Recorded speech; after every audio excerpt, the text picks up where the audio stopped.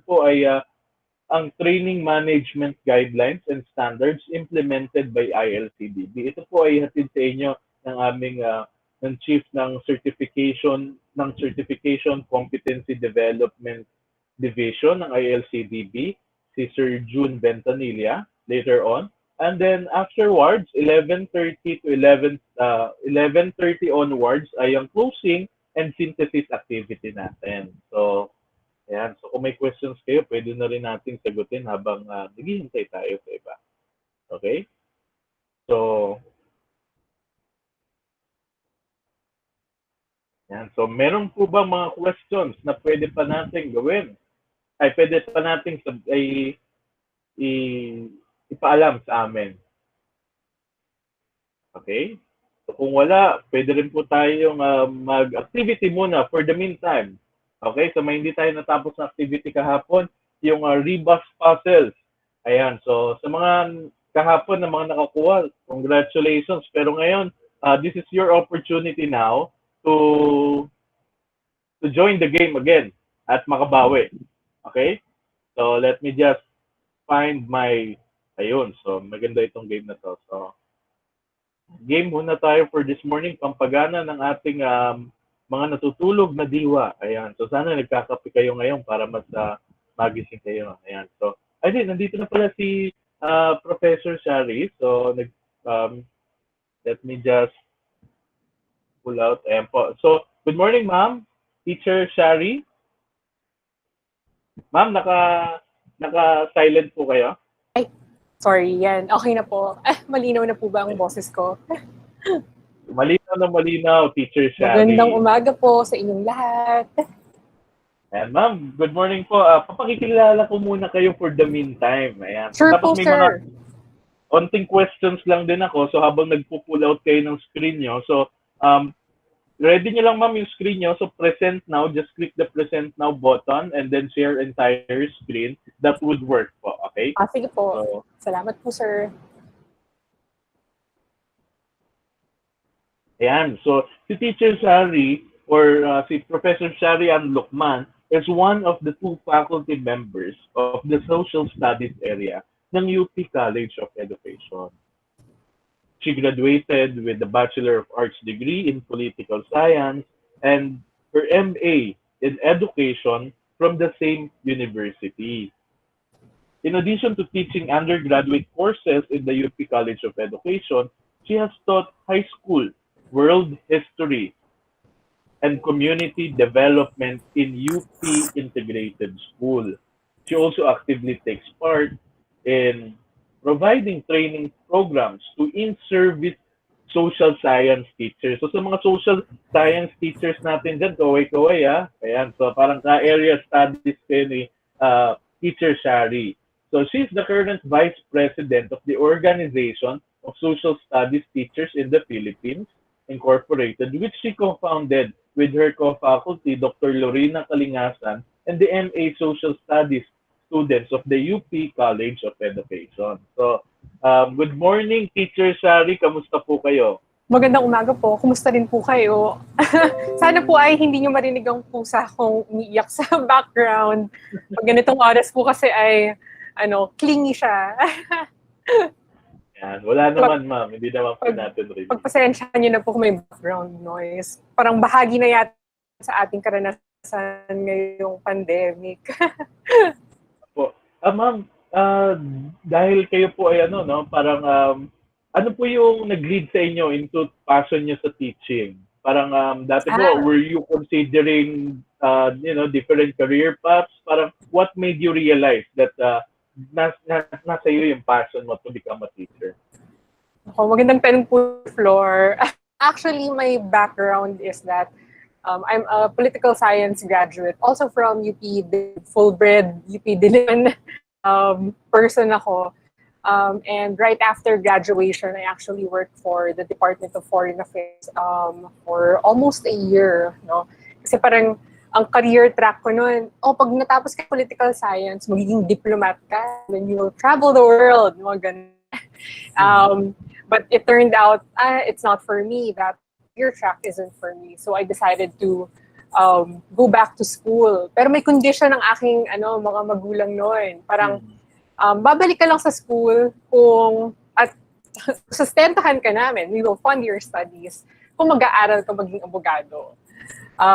So, fortunately, nakapasa ulit ako sa UP, no, and I pursued law in the UP College of Law. Kaya lang, na-realize ko rin, after 2 to 3 years, 2.5 years, I think, no, so third year na ako noon, na-realize ko, ay, hindi pala ako masaya maging abogado. That's when I realized that my passion isn't in the courtroom, but rather in the classroom. So, tumawid lang ako ng Sunken Garden sa UP Diliman. Opo. Tapos nag-apply ako ng MA program ng UP College of Education. Again, fortunately, pinalad ulit ako na makapasa, and that's when I pursued my master's. And eventually, may opening noon sa social studies area. And nag-apply ako. And again, pinalad ulit ako. Tinanggap naman ako ng UP College of Education. And then since then, I've been with the UP College of Education as a faculty. So makikita nyo, parang ang kalat ng buhay ko after college. Parang ang dami kong in-explore. Pero I think through that kind of exploration, did I really find what makes me feel fulfilled and happy, and that would be teaching. Ayan. So, Sorry, napahaba. Actually, masaya naman, hindi naman sa kalat, pero actually, it's finding your true north, which is in teaching, di ba? So, marami rin mga professionals dati na wala pa, hindi nagsimula sa education, pero eventually, natagpuan muli ang kanilang mga sarili sa, sa passion nila in teaching as a vocation. So, nakikita ko rin po na kayo po ay nagturo ng community development, ng world history. So, tapos nag-organisa rin po kayo ng grupo ng mga social studies teachers. Ngayon po nakikita natin, may question is, paano nyo nakikita yung importansya o kalagahan of organizing teachers, okay, a community or an organization of teachers to respond to these challenges in pandemic? Ano po yung importansya o kalagahan ng isang organisasyon ng mga guro at yung kanilang collective responses para, hindi lamang po nakafocus sa sarili at yung individual addressing of problems. So, what are your thoughts about it? Magandang tanong din po ulit yan, Sir Flor. I don't know if our teachers or participants would agree with me, but one of the things that we find ironic, when I say we, kaming dalawa ng aking faculty, si Dr. Lorena Kalingasan, is that if you think about it, our educational system is composed of teachers, as a major force. If anything, sila yung frontliners ng sistema natin ng edukasyon. But what we find the most ironic is that when it comes to policy changes, curricular changes, they're one of the most unheard voices. Parang taga-implement lang sila. Ganun lang yung expectation sa kanila. Parang top-bottom. Nanggagaling sa itaas ang mga polisiyang pagbabago, tapos taga-implement lang ang mga teachers. And nakita natin yan sa iba't ibang bahagi ng kasaysayan ng sistema natin ng edukasyon. Seldom do we consult our teachers. And that's where we found a need to organize social studies teachers in particular. Bakit social studies teachers? Isang dahilan would be yun yung field namin. Pangalawa, unlike popular courses like STEM and English, yung araling panlipunan, hindi masyadong pinapansin yan. And mapapansin din yan sa demand ng undergraduate students namin sa kolehiyo. Kaya nga dadalawa lang kami, kasi walang ganung demand sa aming mga estudyante kasi hindi siya marketable. Unlike STEM and English subjects, kung saan pwedeng dalhin yan abroad. Ang araling panlipunan, saan ka ba magtuturo ng kasaysayan ng Pilipinas? Wala, So, parang nakita namin, out of all the other fields din in education, ang mga araling panlipunan teachers, kadalasan tahimik lang sila, hindi sila masyadong napapansin. They're just in the peripheries, So that's where we found the need to put together, different teachers, especially those in the public school sector. Kasi again, malaking puwersa yan. Yun nga lang, hindi sila masyadong napapansin. And ang gusto sana namin ay magkaroon ng avenue ang ating mga public school teachers, no? Pati na rin ang private school teachers, kung saan pwede nilang mailatag ang kanilang platforms at marinig din natin ang kanilang boses. And mabigyan din sila ng opportunity to be trained, no? Ang isang advocacy din namin ay ma-bridge yung gap between the academe and yung mga teachers, no? Kasi parang ang dami naming research na nailalabas pero hindi namin siya nadadala, no, doon sa mga mismong nangangailangan, which is the teachers. So we're trying to bridge that gap through the different organizations and endeavors that we come up with. Tulad na lang nito, no, with the ICT. So whatever it is we know through our research, sana maibahagi namin yun with our teachers. Yan po. So talaga mapalad kami sa DICT at ating mga participants na pinaunlakan niyo po kami sa pagbibigay ng parang sharing session ng inyong mga karanasan at saliksik, di ba? Yeah, so, galing opo. rin po ito sa mga researches na na-produce ng UP College of Education. So ito po isang avenue rin for extension and community development ng pamantasan ng Pilipinas at kami po ay nagpapasalamat. So siguro without further ado, Teacher Shari, alam ko maraming pa tayong discussion nandyan at very interesting topic. So ngayon po, tayo magpo-proceed na with your presentation on online technologies for online learning assessment. So, Teacher Sally, the screen is now yours. Maraming salamat po. And sana po nakikita ninyo ang aking sinishare ngayon. Ayan. So, opo, nagpa-prompt na siya for sharing. Yan. Okay. Ayan, okay na po. Okay. Maraming salamat po, sir. So, once again, allow me to briefly introduce myself lang and kung ano yung scope ng pag-uusapan natin today. So what we will be talking about and what I will be discussing with you and sharing with you would be the different technologies for online learning assessment. So as Sir Flor mentioned, I'm Professor Shari Hadlokman from the Social Studies area of the UP College of Education. But just feel free to call me Teacher Shari or Shari. So if you have any questions, no, medyo malawak kasi ang scope ng assessment, no? Ganun din ang online assessment at remote learning. So if you have any questions, please feel free to send me an email at stlokman@up.edu.ph and I'll do my best, no, to answer them as soon as I can. Paumanhin din if a lot of the examples that I will be sharing with you would be in the field of the social sciences and humanities because that's my field. And aminin ko po sa inyo, hindi ako ganun kagalingan pagdating sa agham at math, no? So, baka mali yung maibahagi kong example. Magalit pa kayo sa akin. So, kayo sa mga math teachers and STEM teachers, kayo authority dyan. And paumanhin if a lot of the examples are from the social sciences and humanities. Okay, so there are, in a nutshell, there are 5 questions that I hope to discuss with you.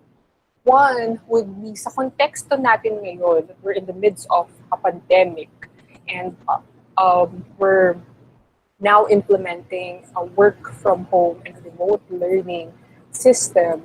Ano ba ang nagbago at ano ba ang nanatiling pareho? So what has changed and what has remained the same?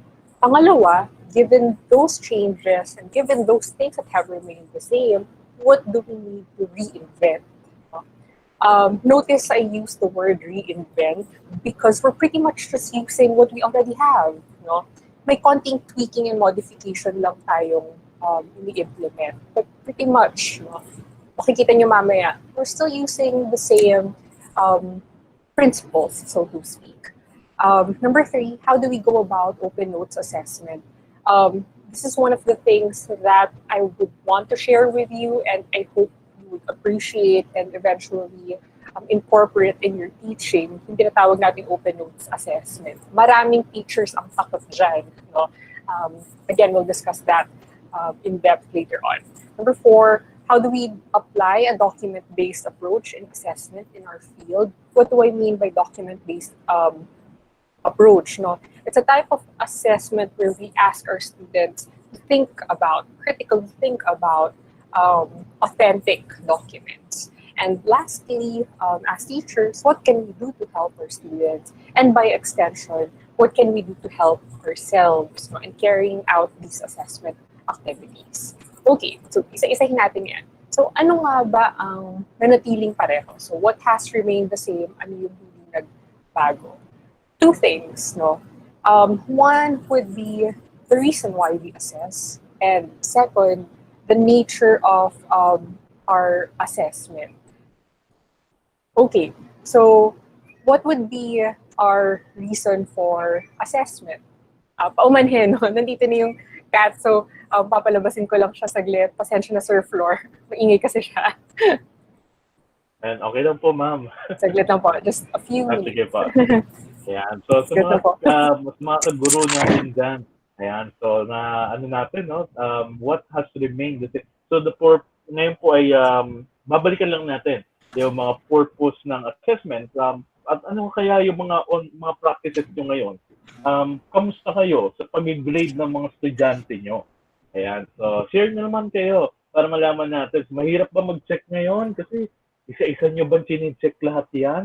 O maganda yung sinabi ni Dr. Liz na parang group-based.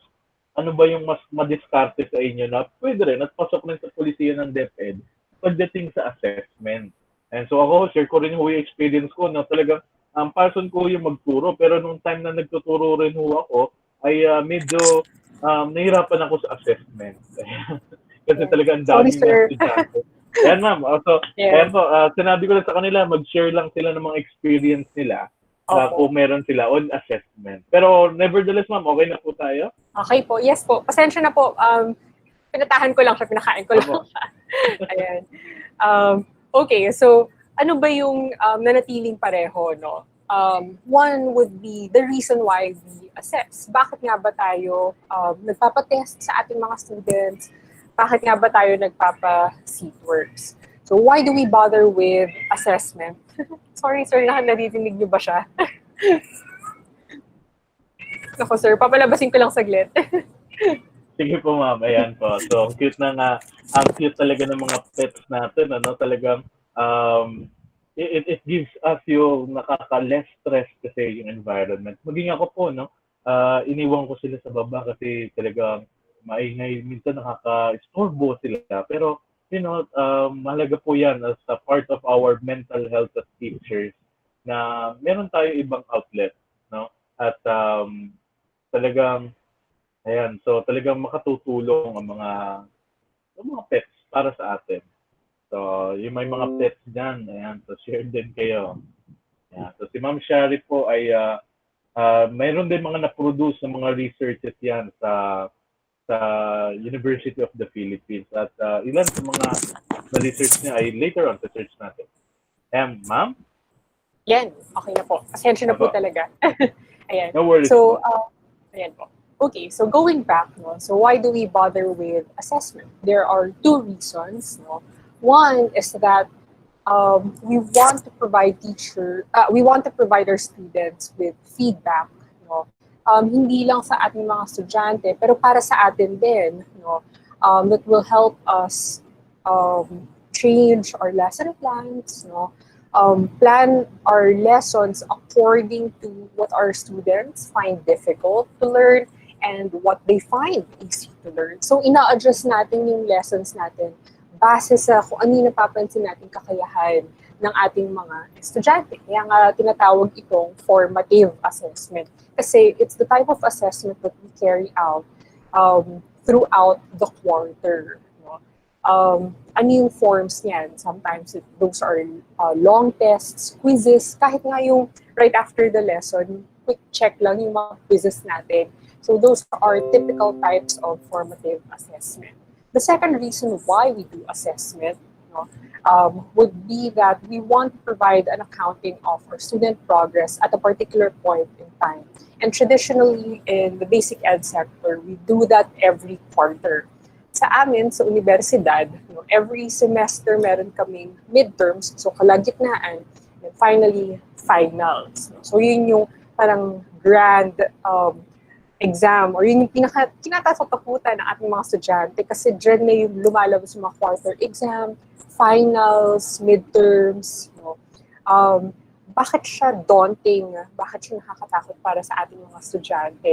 because it's supposed to measure. They're typically designed in such a way that you're measuring everything the students have known during a specific period. No? So, halimbawa, for a quarter, it's like what?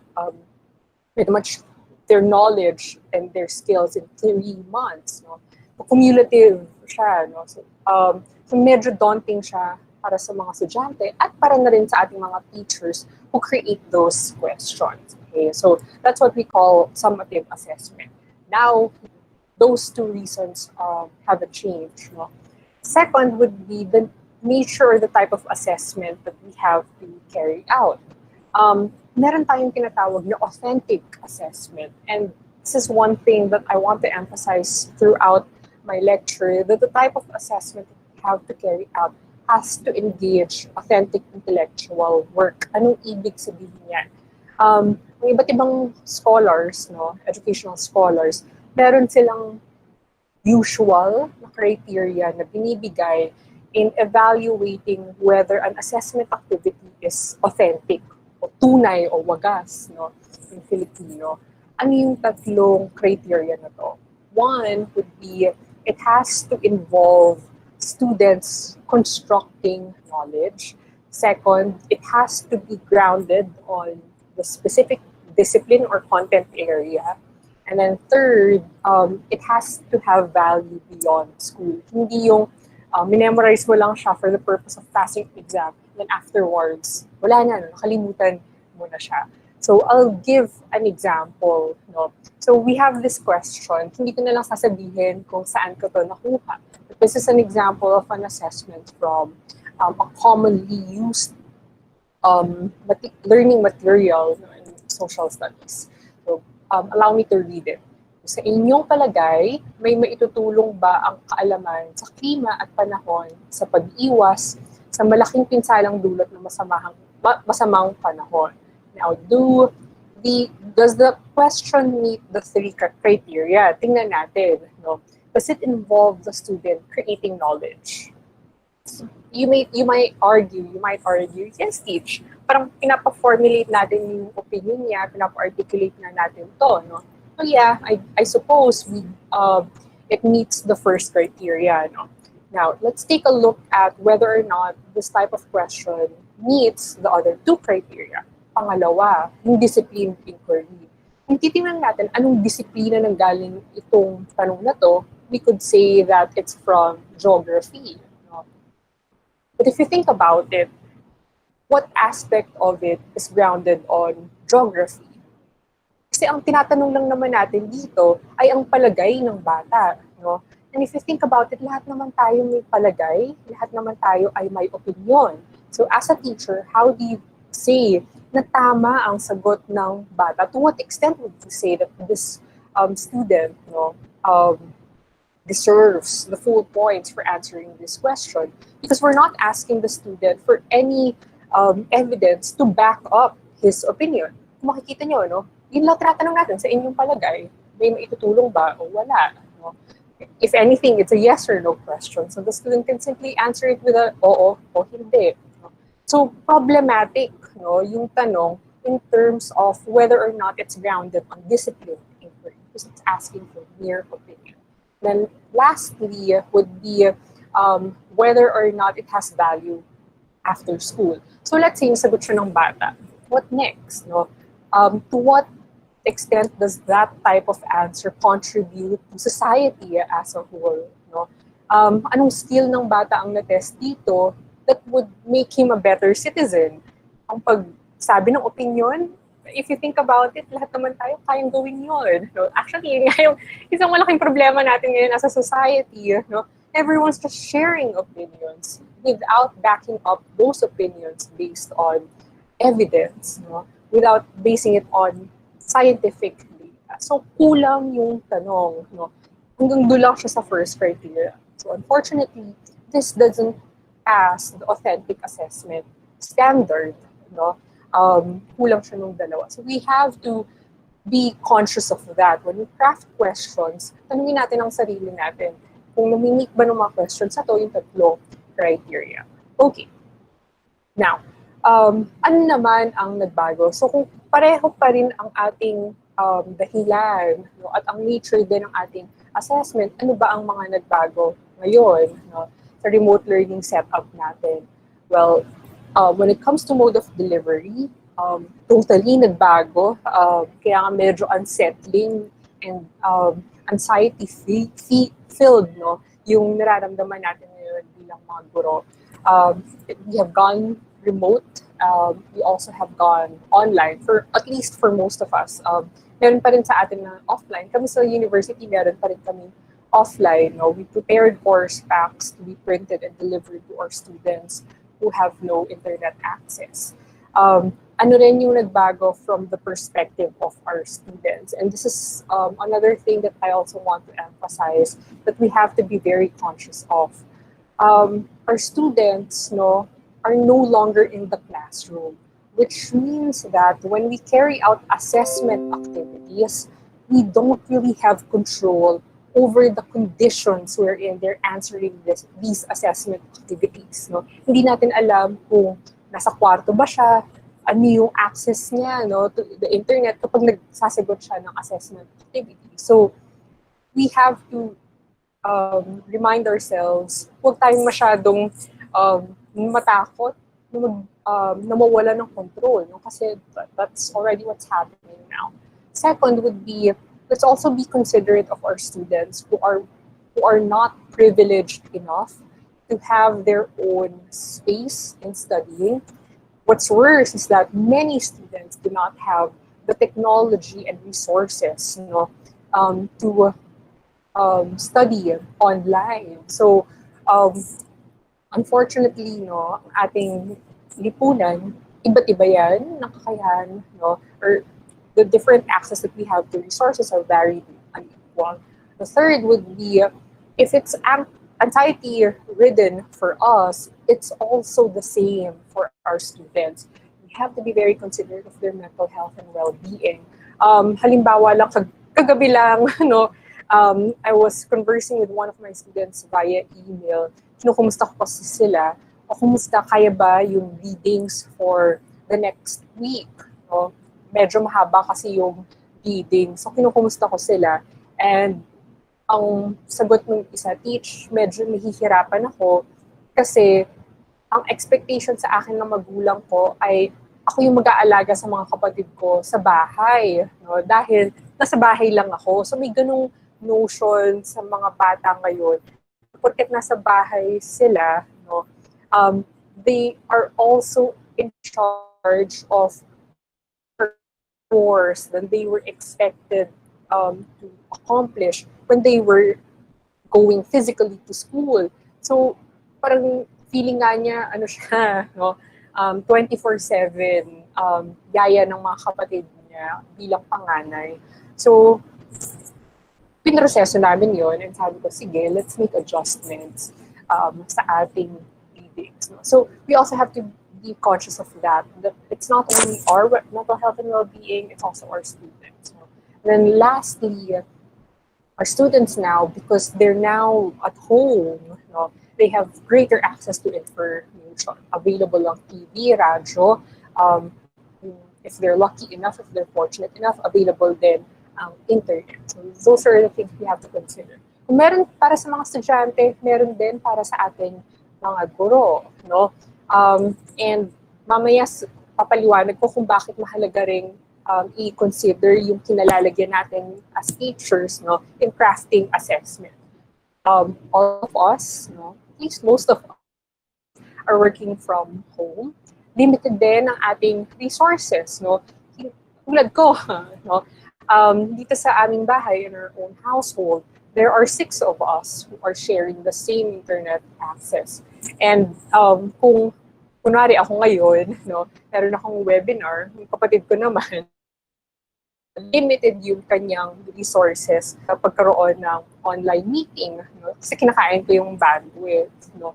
So, hindi lang yun, pati yung environment ko, hindi rin siya ganun ka-conducive, unlike yung sa opisina at classroom. Sa halita naman kanina, no? Pag nag-ingay, actually I have 2 cats, no? Buti tahimik yung isa. Kung nag-ingay isa, silang dalawa, no? Yung nagkagulo na tayo. Pero makikita ninyo that the circumstances or environment actually isn't really that ideal. So we also have to take that, of course, our mental health and well-being. Lalong-lalo na, no, when we will create um, assessment activities that are quite difficult to check and provide feedback on. So that's those are the things we also have to take into account with respect to what has changed now that we're in the midst of a pandemic. So given those things that have changed, what do we need to reinvent? I propose that we reinvent the following. One, our attitude and mindset towards open notes assessment. Second, the way that we ask questions. Third, the way we integrate primary and secondary texts in assessment. And four, let's be compassionate towards our students and ourselves. I will be discussing each of those items. Let's start with the first one. No?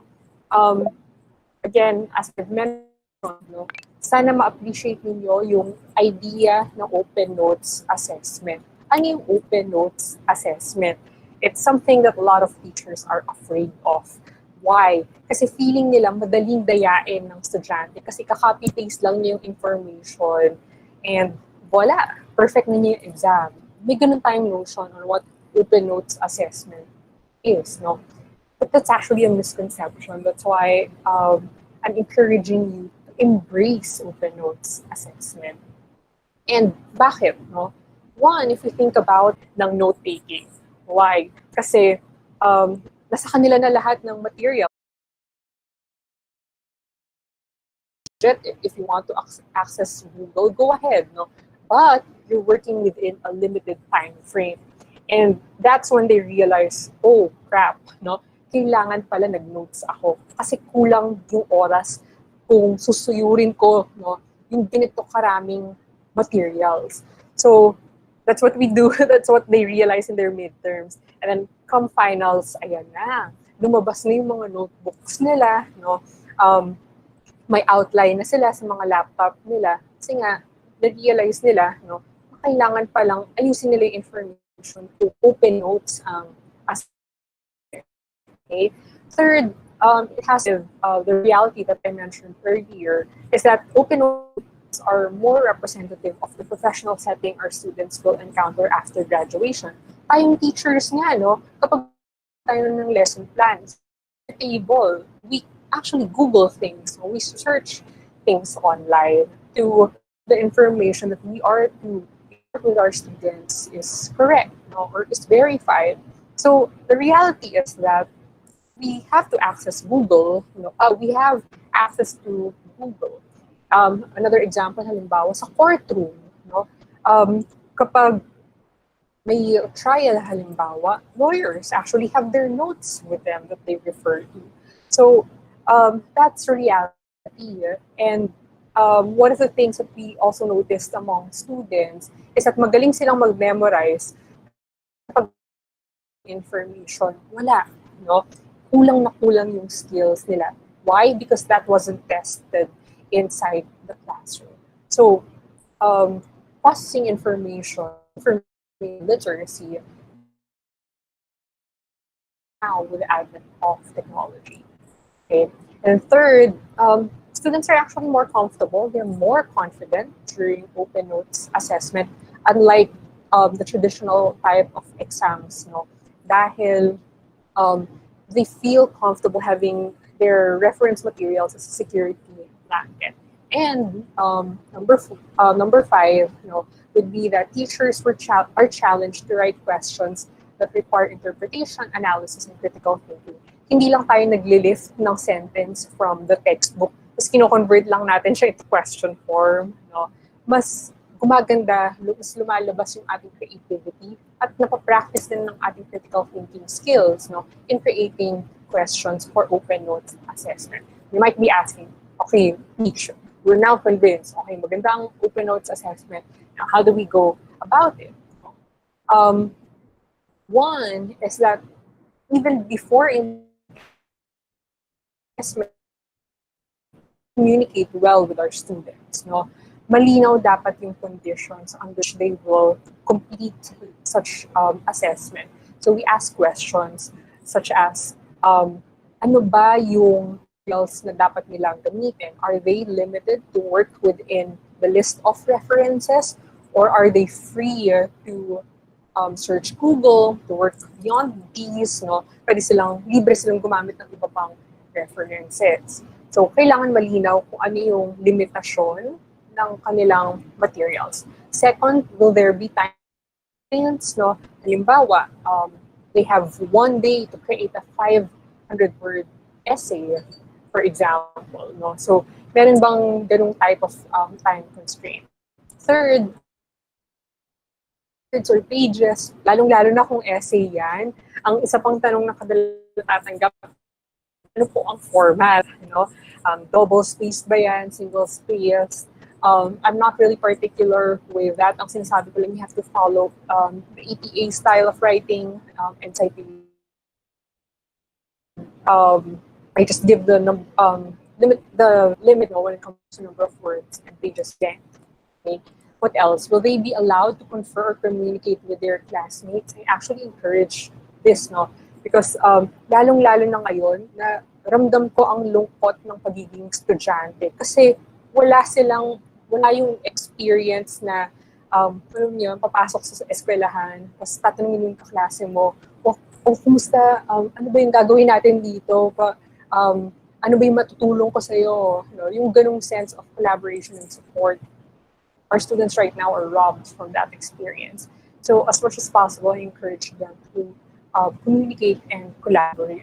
But of course, may limitasyon yan. Pwedeng nagkokopyahan kayo. No? And makikita yan, lumalabas naman yan doon sa mga essays nila. So, and to what extent can they consult with you? May mga estudyante kasi, nakulang na lang tanungin nila sa inyo ang tamang sagot. No?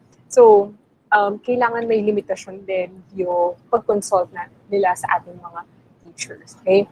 Another would consider writing an honor policy your students. It can be something that you've already written and that's aligned with our policy of your school, but you can also consider creating one in collaboration with your students. Kumbaga, may matino kayong usapan ng mga estudyante nyo. No? Okay, ito. Although this is open notes, may usapan tayo that you wouldn't just merely copy and paste from whatever source that you found. We abide by anti-plagiarism rules. No? They also expect you not to copy from your classmates. So, may ganun tayong tinatawag na honor policy. If you've taken courses in free online platforms like Coursera, EDX, halimbawa, meron sila niyan. No? Kasi alam nila na wala silang control sa environment natin as online learners. So they just expect you to abide by their own honor policy. And we hope we can implement something of that nature with our students. Third, of course, this is one of the most important things, is that we have to make sure that our assessment is still aligned with our learning objectives. Fourth, let's also consider our own grading capacity and resources. Dito na pumapasok yung sinasabi ko that we also have to be considerate with ourselves. What do I mean by this? Huwag tayong magpa-essay every day or every other day. No? Kung ang estudyante natin halimbawa 100 sa isang grade level halimbawa, kaya nyo ba yun? No? So, yun din yung tanungin ninyo sa sarili ninyo. Kung hindi pala kaya yung essay all the time, then perhaps something easier to check, like multiple choice questions. Pwede bang gumawa ng multiple choice questions gamit ang open notes assessment? Yes. No? I'll share examples later on. What else? Let's also consider our students' resources, in creating these types of assessment. And let's avoid questions that can be directly Googled. And ano yung mga halimbawa ng mga tanong na hindi madaling pag-Google or hindi directly nag-Google. These are the types of questions that we in the College of Education refer to as HOTS questions or higher order thinking skills questions. And I'll give several examples. So we have questions wherein we ask our students to clarify information. So halimbawa, doon sa discussion board ninyo, may binanggit sila no, regarding their stance on a particular issue. So pwede natin itanong sa kanila, what do you mean by that? Or, halimbawa, English yan or literature, so pwede tayong kumuha ng excerpt mula sa isang literature, no? And we can ask our students, what do you mean by, what do you think the author means, no? In this sentence or in this excerpt from a poem, for instance. So makikita ninyo, pagdating sa pagsagot sa tanong na yan, the answer isn't really in Google, no? Nandun, depende yan doon sa kakayahan ng bata to make sense of information. Number two would be this in another way, if you were to rephrase or explain it in a different manner, how would you explain it? Third, main issue in this article, for instance. Four, could you provide an example drawn from your personal experience? So, again, yung experience naman ng bata, wala sa Google, no? So, nasa kanya lang yun. So, again, it's not it's easily searched online. Five, could you expand upon that point further? So, it's pretty much ask these types of questions, pretty much ask our students to elaborate on a piece of information or an idea. Okay? Another example would be what we refer to as assumption questions. So we ask our students to answer questions such as, why do you think this person or this author made this assumption? Kaya yung context ng author. Pangalawa, kaya yung na-assume ng may akda no, sa kanyang sinulat, what is being assumed in this scenario. Number three, what could we assume instead? And number four, kung mismong nanggaling doon sa ginawa ng bata, pwedeng natin itanong, why are you assuming na ganito no, yung nangyari or ganito yung konteksto behind an event, for instance. So the second type or the second set of questions are assumption questions. The third set of questions are reason and evidence questions. And I suppose, personally for me, these are my favorite types of questions because it pushes the students to research and process information and figure out the credibility of sources and reliability of sources.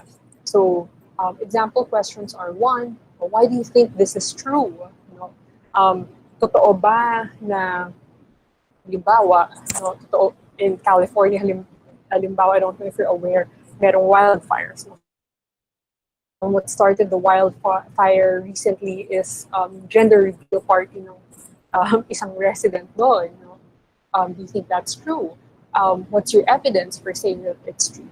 Number two, what other information do we need to verify this quote-unquote fact? Third, could you explain your reason to us? Kung hindi lang evidence, no, titingnan din natin yung kanilang reasoning skills. Logical ba yung kanilang arguments? No? Or is it ridden with different sorts of fallacies? Fourth, by what reasoning did you come to that conclusion? No? Paano mo inilalatag yung arguments mo? Number five is the reason to doubt that type of evidence. So parang we're asking our students to be mini researchers, mini lawyers, and mini historians, so to speak. Okay, what else? Other types of questions are also fall in this category. We have implications and consequence questions. Basically, cause and effect questions. We have examples such as what effect would this could this really happen? Will probably happen? Ano kaya yung alternative na mangyayari?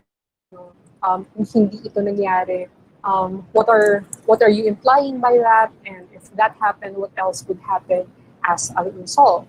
Why? Again, later on, I'll show you concrete examples that use these types of questions. And then lastly would be viewpoint questions.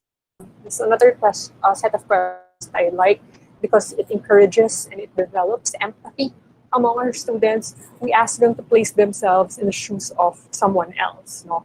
So, halimbawa, groups of people respond to this question. Why? No? Halimbawa, sa issue ng rice tariffication, ano kaya ang nararamdaman ng mga magsasaka? No? If you were in the shoes of people who are with the Department of Agriculture, how do you feel, or how would you respond to this kind of issue? So we ask our students to place themselves in the shoes of other people. What else? Other examples include, how could you answer the objection that this person would make? So, dito lalabas yung skills nila sa paggawa ng counter-arguments. Third, what might someone who believe this think? Let's say, if you're from this type of social group, ano kaya yung paniniwala mo? No? And bakit kaya ganon yung paniniwala? O bakit kaya ganon yung tugon mo sa issue? Fourth, what is an alternative? And number five, no, comparison and contrast ng ideas ng iba't ibang klase ng napananaw. So how are A and B's ideas alike? How are they different? So we ask them to analyze different vantage points. So those are examples of thinking skills questions. Now, kung mapapansin ninyo, a lot of those questions have to be anchored on our students reading a certain type of text or document. And that's what we would refer to in the social sciences as a document-based approach type of assessment. No?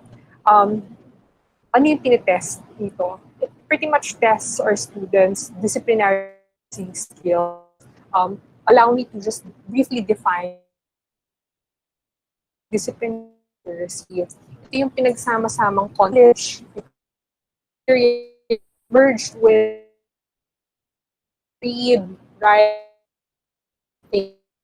and perform based on a given text in a way that's meaningful within the context of a given field. Anong ibig sabihin nito? Let's say, nagbigay tayo ng information regarding our economy right now. Let's say, data from NEDA. No? Pinabasa natin yan sa ating mga grade 9 students, grade 10 students, nakatapos lang ang economics. No? Naintindihan ba nila yun? No? Can they make an analysis based on that type of data? Diyan na lang, halimbawa. Kapag nagbasa ba sila ng, wala na palang broadsheet ngayon, but online, no? Kasi may nakita silang shinare na balita sa kanilang news feed, sa kanilang Facebook. No? Pag, no, can they make a decision on their understanding of that text, not only just that text, but in relation that text in relation to other pieces of information. So that's what we refer to as disciplinary literacy. Hindi lang nagme-memorize yung bata, no? Hindi lang siya nag-absorb ng information, pinoproseso and na-calculate siya ng kanyang but analysis ng kanyang pagsusuri ayon sa iba't ibang pieces of information. Okay? In the same manner, no, that ito yung sinasabi ko kanina, we talk about disciplinary literacy, it involves our students to view thought and he or she authentically analyze, no, of documents, primary sources of documents and secondary sources of documents from different fields in the social sciences. I would also argue that the same also applies to fields like STEM. No?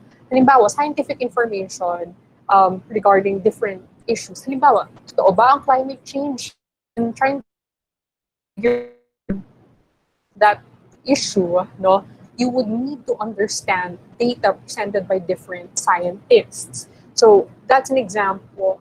Understanding that data, you know, is an example of disciplinary literacy. Analyzing, our students should also know how to communicate it to an audience in the same way that historians, political scientists, economists, geographers, or materials convey their data, their research. In the same way that I do, you know, as a researcher, no, hindi lang naman ako up here sa universidad. I have to be able to research from my end to the layman. Because at the end of the day, masa naman ang mag-benefit, no, from those research o yung pananaliksik. Okay. I will just this brief, but kasi sa inyong field, no, it depends on it depends, the type of questions that you ask also depend from your field. So, nila ay yung idea ng space, no? So when they take a look at the sort of information, that's one of their overarching, or that's one of their guiding points, no? What is this issue in relation to the idea of space? For historians, temporal yan, time, no? So tinitingnan nila ang chronology of events, no? How did the past contribute to this issue in the present, and how can it help direct our future actions? When it comes to political scientists, tinitingnan nila dyan ang kapangyarihan, no? The distribution and exercise of power. For economists, they're looking at the allocation of resources. Behavioral scientists, and behavior. So, halimbawa, ngayon sa pandemic, no, ano ba ang typical response ng ano, so, no, impluwensyahan ng kultura, no, sa iba't ibang community. And then, no, from what field or discipline you're looking at things, impluwensyahan yan ang tanong. You might ask, Teach, ano bang ibig sabihin ninyo ng document? No?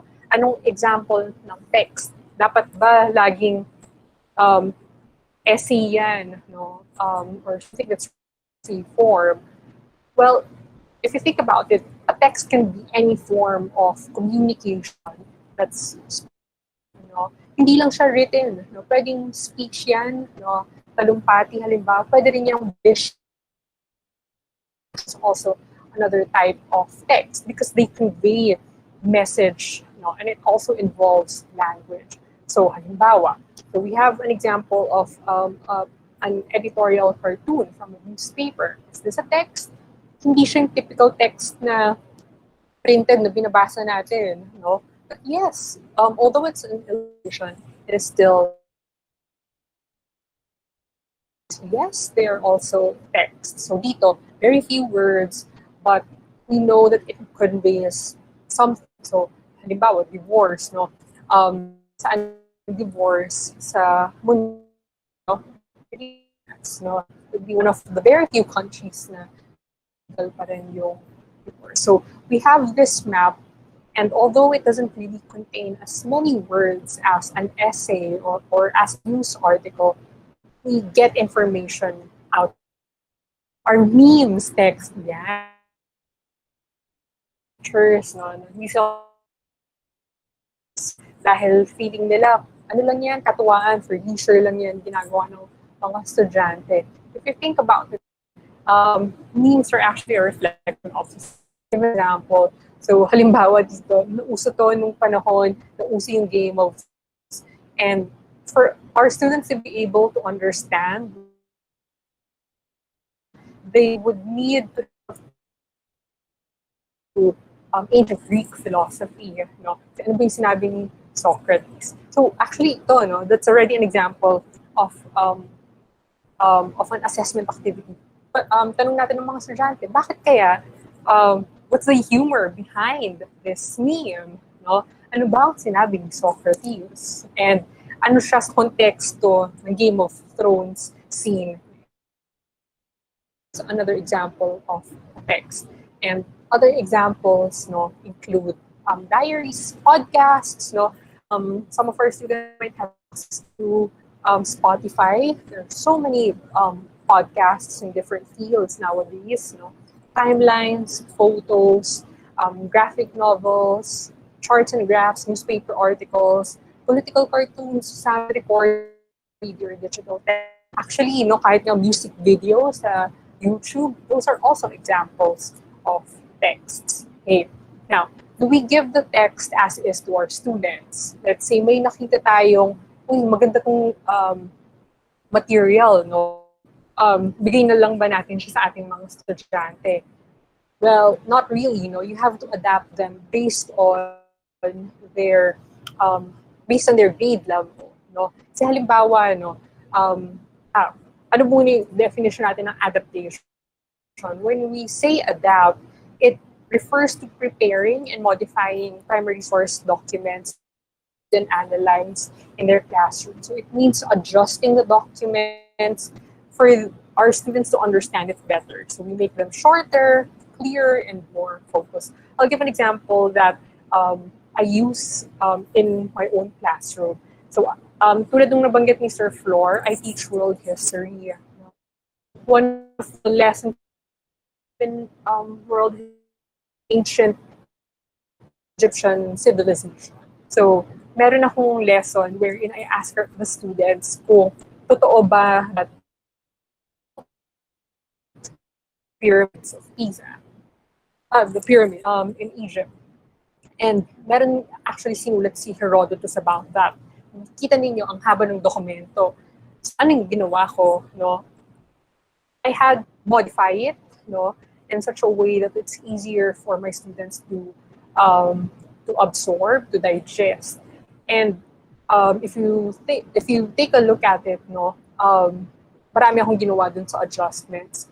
First, sinabi ko dun sa that I modified this document, it's an abridged version. It's not the real. It's not the document or the version that Herodotus wrote. Modified. Ang malinaw yan sa mga estudyante. Otherwise, they would take it as the real thing. Second, I give a background kung saan ko ba kinuha itong document. Ano yung konteksto kung bakit siya sinulat ni Herodotus. And then third, kung makikita nyo ang difference, imagine 2 paragraphs and how selected a portion from the essay. I didn't ask them to read the entire thing. Why? Because that's not the only document that I want them to read. They would also read from other documents. Kasi ang information naman, if we want to process information, I also have documents. Tinitest ko dito yung kanilang corroboration skills. I also show the textbook. So, dito kasi sinasabi ni Herodotus, that slaves built, ano ba? Yeah, the slaves built the pyramids. Ano bang sinasabi? The textbook support that. And I have another document C, wherein I ask the students to read an excerpt from a more contemporary research, and one that's been or done by an expert art. Sinasabi niya based on evidence, ilang mga paid laborers actually ang nag-build ng pyramid. But I don't tell my students that, kailangan nilang aralin yung tatlong dokumento, and then they answer a series of questions.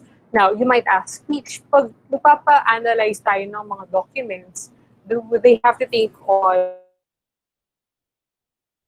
kailangan ba multiple choice question yan? Kailangan ba essay? Kailangan ba creative output? And so on. Well, my take on it is that it doesn't really matter what type of test. Any type of test can be used for document-based assessment. What matters is you ask. So let's say we have those 3 documents, and napansin ko ang mga estudyante ko, mas comfortable sila sa choice type of assessment. So I create questions.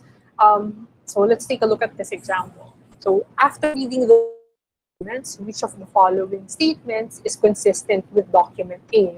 A, slaves built the ancient pyramids. B, paid laborers built the ancient Egyptian pyramids. C, chops ruled over the Egyptians. Or D, chops the Egyptians to build the pyramids. If you think about it, the answer to that question, isn't found in Google because hindi naman natin tinatanong kung ano ba yung factual na nangyari. Ang tinatanong natin ay depende doon sa pag-iintindi ng bata doon sa document original. So, mahirap makahanap ng sagot online. So, pwede siyang open notes question. Another example, which of the following statements best describes how document C relates with document A? Again, this is a question that isn't easily Googled because you're looking at the relationship between two specific documents that you as a teacher gave. So, ano yung options? Document C provides counter evidence to A. B, document C provides supporting evidence to document A. C, document C corroborates document A. Or D, document C is not relevant to document A. So, type of assessment, I'm not asking my students to memorize. No, if anything, I'm actually historical things. Naman, the graphic organizer yung ipagawa ninyong activity. No? So you have a table here that is to complete reading and analysis of the different documents that you gave. And then, pwede rin, no, na essay type of question. So, did slaves build the great pyramids at Giza? Make sure to discuss evidence from at least two of the documents to support claim.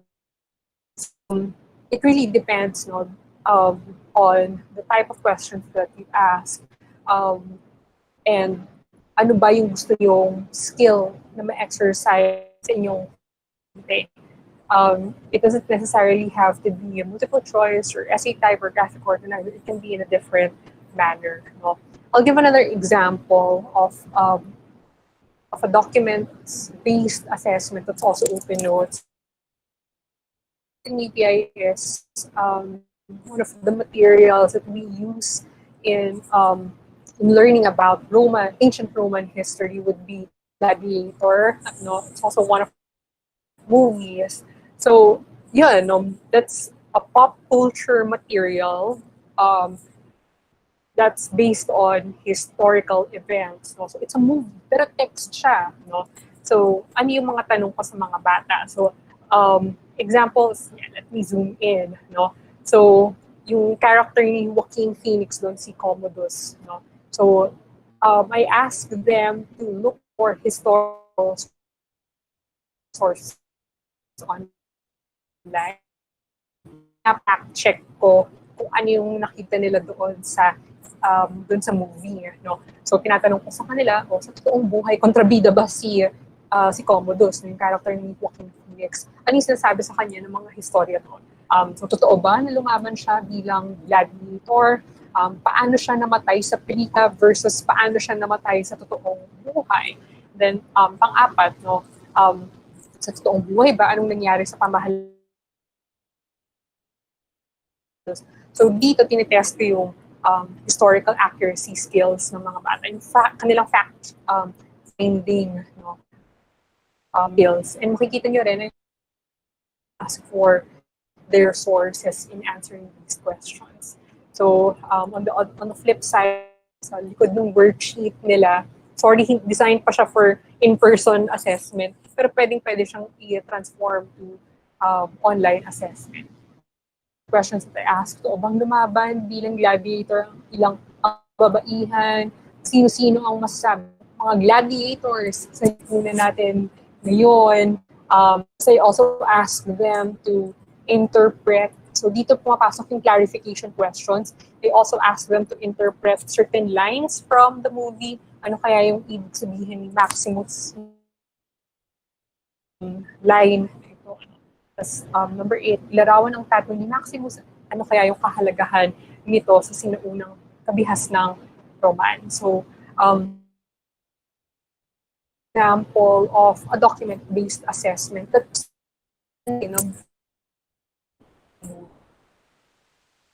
watching for leisure, directed yung kanilang pagpapanood. May kailangan silang sagutan o hanapin habang pinapanood yung isang movie. Now, allow me to share with you how these are implemented in a Google Classroom scenario. No?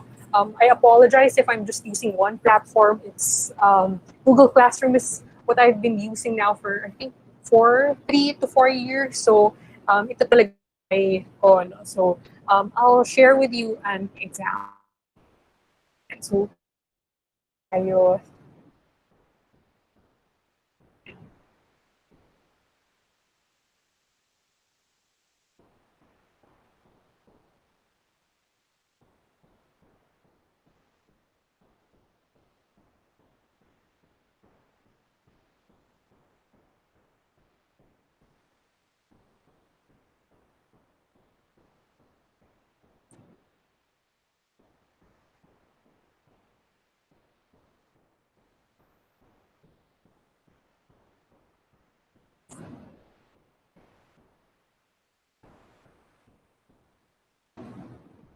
So sana nakikita ninyo ang share ko ngayon. Yes, ma'am. It's been, it's nasi-share niyo na po ngayon. Ayan. So, gumawa lang ako ng isang halimbawa or a mock world and Philippine history class. So, just to show you how activities that I shared earlier is carried out. So, di ba kanina yung sa sheet. Again, mahilig ako sa movies. So, I usually share them with my students. So, meron din. This is an actual worksheet that I used with my students, grade 8 students, no, when I taught in UPIS. So, nanood kami no 300 na year, no. So, this is an activity that I asked them to accomplish. So, sa liksiki ng mga aktual na ginamit na sandat at proteksyon ng mga Spartans, magdikit o gumuhit ng mga larawan nito sa loob ng pisara sa worksheet, sagutin ang sumusunod ng mga tanong. Itala ang mga sangguniang ginamit at isave ang file bilang PDF. Bakit yun yung tanong ko? I don't know if you've seen 300, pero grabe kasi abs yung suot ng mga Spartans. So I wanted my students to appreciate ano ba yung in real life. No? Ganun ba yung suot ng mga Spartans nung Battle of Thermopylae, if I remember correctly. So, anong itsura niya? Let me show you. So, meron akong worksheet na created using Google Slides. I like using Google Slides in creating these types of words kasi madali actually yung mode ng Google Slide. No? And you can move around things much more freely, let's say Google Sheet. So para lang siyang paper talaga, no? That's what I appreciate about it. So, yan, may whiteboard, no? Tapos dyan nila, i-drawing, pwedeng gagawa sila, depende, no? Kaya ng bata. Minsan may mga bata na drawing sila, no? Traditional, so yung picture na nila, kasi yung didikit nila sa board. So that's perfectly fine. Sabi ko nga sa kanila, o sige kahit copy-paste lang kayo from what you see online. Dikit nyo lang dyan. No? It's up to you guys what you prefer. And then, afterwards, dito na sila magsusulat ng essay. So, ito yung tanong na sasagutan nila. Ayon sa inyong pananaliksik, ano ang kakatulad ng mga sandat protection na ginamit ng mga aktual na Spartans, ginamit ng mga Spartans sa pelikulang 300. Ipaliwanag ang 300 to 500 na salita. No? So, they would be given a chance to explain what they have analyzed based on their research, no? Kung ano yung nakapost sa pisara. And then the last slide, dyan nila i-lista yung kanilang mga sanggunian. At grade 8, I'm not yet very particular with their citation style. So, I work hand with their and English teacher. Tapos, discuss nyo na ba yung mga citation styles? Hindi pa masyadong discuss at that level. So, papayag ako, sige, okay na yung mga links. Ilagay nyo na lang dyan. No? Alam, masanay sila sa pagsasabi. Pinagkukuha ng information. No? Kahit pictures, no? Kailangan yung kanilang sources. Laging, they also, at a very young age, we have to train them to give credit to where credit is due, no? Lalong-lalo na in sharing information online. You would also notice, and this is also another um, ang isang feature ng Google Classroom in creating assessment tasks can actually create rubrics, and it makes it much easier to check the work of our students. So halimbawa, in that work, 15 points. So tinitest ko their historical knowledge. So their short answer essay should include substantial information not found in text. Hindi lang siya copy-paste. Kung may analysis involved, no, merong citation or information, then you can get a maximum of 3 points for that criterion. Another would be accuracy and importance. Concepts and facts included are accurate and used appropriately in the essay. So, kung magagawa mo yan, you get another 3 points. The writer clearly describes how the text and the are products of a specific time period. So, interpreting the writer or the student also clearly describes how the events of today are connected with the past. So, ang tinitest ko din. And lastly, in depth, so the writer cites credible sources and their work demonstrates rigorous done. So makikita ninyo, hindi lang siya right or wrong answers, no? Meron tayong criterion, iba't ibang criteria na pinagbabasehan dun sa pag-check sa gawa ng ating mga estudyante. Those rubrics can be changed depending on your context. Again, that's one of the beauty of the recent updates of Google Classroom.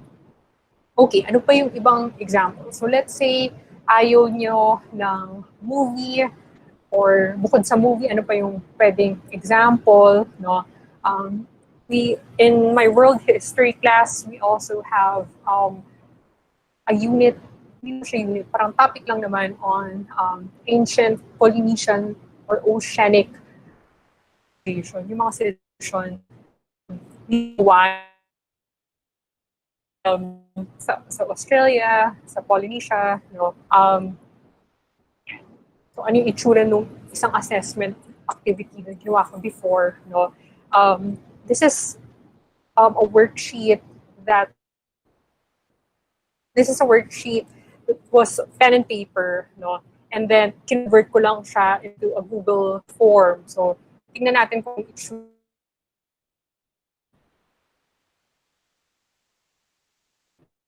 Yeah. Okay, so ano yung questions niya? So, ano yung issue in Google form? So, I asked the surname, first name, and middle initial, and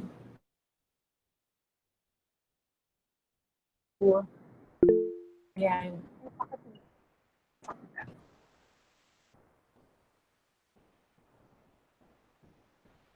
Hello, Ma'am Shari. Ay, opo, sir. Ay, okay po. Medyo Hello? nagka-choppy lang. Makikita. Ay, sorry po. Ayan, malinaw na po ba? Ayan, okay na po. Okay na po. Sana nakikita rin po yung Google form. Yes, ma'am, Yeah. nakikita. Okay, so pasensya na kung naging choppy. So an example of an assessment, no, using Google form is this one, wherein I used an essay, no, as an excerpt of an essay. Secondary source actually ito on the history of Polynesian culture. So, merong text na babasahin ng mga estudyante, and then, kung mapapansin ninyo, hindi siya essay form, no? It's actually a multiple choice type of test that's based on how they or how our students comprehended their the essay. No? And then, ilang tanong lang yan. Which part of the world did the Polynesians colonize using voyaging canoes? Does the what did the Polynesians add to their canoes, and then yung panghuli, no, which part of the world had the Pacific voyagers reach? Notice again, no, answers to these questions aren't easily Googled because answers to these can be specifically found on this text. So, hindi siya ganun kadaling kadaling dayain, so to speak. Kailangan talagang basahin ng estudyante yung teksto. Okay? So that's an example of a Google also involves analysis of students of a primary or secondary source. Ano pa ang ibang halimbawa? Di ba kanina sinabi ko, editorial cartoons are also examples of texts. So here's an example of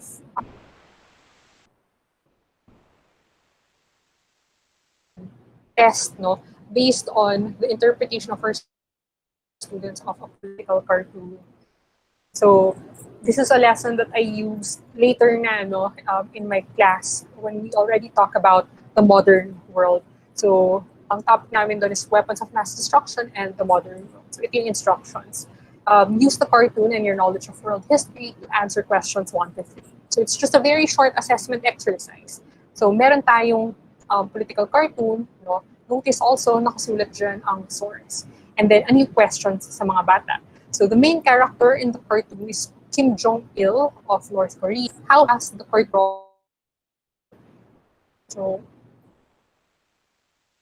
again, hindi depende kasi yung sagot doon sa analysis nila doon sa editorial cartoon. What else? What does the cartoon mainly deal with? No? And then lastly, which of the following would be the most appropriate type? And then papasa na siya ng students. So madali lang, no? You have one political cartoon which you can find online. Punta lang kayo sa ibang dyaryo, no? So, gamitin nyo lang siya citing the artist or the newspaper, and then just ask 3 to 5 questions. There are multiple choice from your students. So doon pa lang, no, natitest nyo na yung kanilang analysis skills when it comes to reading the newspaper, for instance. Okay? What else? Punta naman tayo sa ibang type of material. So, let's say Philippine history naman. Let's say ang topic would be the history of protest in the Philippines. So, anong itsura ng activity na ito? So, in the attached Google slide, sort the photos chronologically by moving the 3 slides. The oldest photo comes first and the latest photo comes last. So it's a sequencing of events exercise that you can do with your students. On the last slide, briefly explain why you arranged the photos in that manner. What made you say the photo is older or younger than the plain, your answer in 500 words or less. So again, it's not a memorization. Rather, we're testing the the history skills of our students. So basically, tinatanong lang natin o anong larawan ang nauna, no? At bakit mo nasabi yun? So ito yung tatlong photos. We have photo A, photo B, and then photo C. Ano yung gagawin according to which one they think is the oldest. So siguro, if you think about it, alin dyan yung pinaka-latest. Pwedeng ganun yung reasoning ng mga bata, no? Kung alin yung color. So, anong gagawin nila? Arrange lang nila, no? Bababa lang nila ganyan. Kasi colored yung photo. Tapos, mga damit, parang mas closer to times nila, no? Tapos, balik tayo dun sa quality ng photo. So, itong dalawang photo na lang. Pareho sila na monotone, yung kulay, pero alin kaya yung mas mukhang bago? So, siguro itong una. No? So, move natin siya sa second part. Ito, tingnan din natin yung mga damit na suot ng mga Pilipino nung panahon, no? Parang meron pang tapos may hat pa, no? And may prior knowledge naman yung mga estudyante natin. So, nila, parang mas makaluma yung suot nila.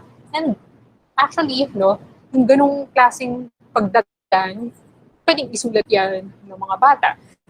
Ang larawan ay ganito, kasi parang nung tinignan ko yung quality ng photos, parang yung mas malabo yung una, no? Tapos yung nasa dulo, colored. Pwede yung mga suot ng mga tao, so di-describe nila yan. And that's actually This was taken in the 1930s, when we were clamoring for full independence from American occupation. This was taken during the 1970s, first, and this one during EDSA revolution in the late 1980s. So, ganun type of exercise lang, no? Arrange lang ng photos using Google Slides. And then, sagot lang dito sa baba. Tapos ipapasa na turn it in. You'll just ask the students to turn it. So, ganun lang siya kadali. What else? The last example that I will share with you would be, pwede rin actually na magpapanood tayo ng our students sa YouTube. Again, that's the beauty of Google Classroom because since Google owns YouTube, incorporated yung integration ng YouTube sa Google Classroom. May option dyan if you're going to create an assignment, parang sa baba, pakita ko lang mabilis, no? So, if you're gonna create an assignment, merong option dyan, add, no? May option agad for YouTube. So you can use that to ask your students to listen to music. Meron na tayong YouTube Music. So, pwedeng magpakinig sa kanila ng iba't ibang kanta o awit, no? And then ask them to songs. So, halimbawa, this is not an assignment. This is Google Classroom na create a question. So, one of the things that we discuss in UPIS, for instance, when we discuss modern Philippine history, would be martial law, halimbawa. So, a question of victims and the separate residuals and why. So, yun yung tatalakayin ng mga bata. So, wala na kasi tayong classroom discussion in person, no? So, ito yung isang platform kung saan pwedeng magkaroon ng exchange of ideas sa mga estudyante.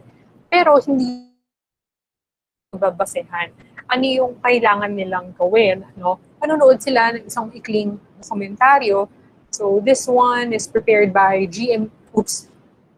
and this one is prepared by galing sa kanilang programang real time. So, ano yung instructions sa mga bata? Watching the documentary, discuss these questions with your classmates. Each student must post an answer that is at least a few sentences long, but no more than 2 paragraphs. So, very minimal lang yung hinihinto sa kanila, no? Your answer must include at least two of the questions. So, para hindi lang isang bahagi, no? Kailangan itong dalawang tanong yung masagot nila. And then their answer must also be a comment, no, to at least one of their fellow students' answer para lang magkaroon ng interaction. We encourage multilingualism, so we allow our students to explain their answer either English or Filipino. But in some schools, however, I believe yung lang ang ginagamit. So it's up to you. No, you don't need to write in either English or Filipino. It's up to you what's mandated by your school. Okay, so hopefully through those examples, nakita ninyo ang iba't ibang klaseng teksto, no, na pwedeng gamitin. Pwede ang movies, pwede ang photos, no, pwede ang editorial cartoon, pwede ang essay, news articles, no, pwede ang YouTube videos, pwede rin ang music, wala example ngayon, pero pwede rin ang music as an example of a material that your students can analyze. And you can also use different apps from Google, no? Google Form, Google Slides, Google Sheets, pwede rin ang Google Doc, no, as material, no? So, marami actually ang na apps na pwedeng gamitin, and you can be as creative as you want. Yan. Okay, now balik tayo dun sa presentation ko. So let's say nakagawa na kayo ng, wait lang, let me share this.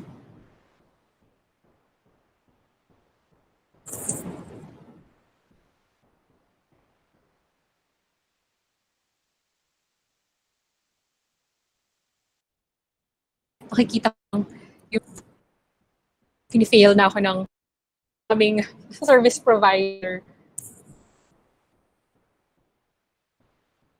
So those are just examples of what I have used in my own classroom using Google Classroom. Again, I apologize if wala na akong ibang masyadong alam na mode, no? Pero I think there are other platforms like Canvas, what else? Sa UP may sarili kaming platform, Uvle, no? Pero hindi ko personally masyadong ginagamit. Again, mas komportable ako sa Google Classroom.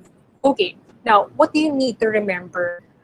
Just a few reminders before I conclude my presentation. No?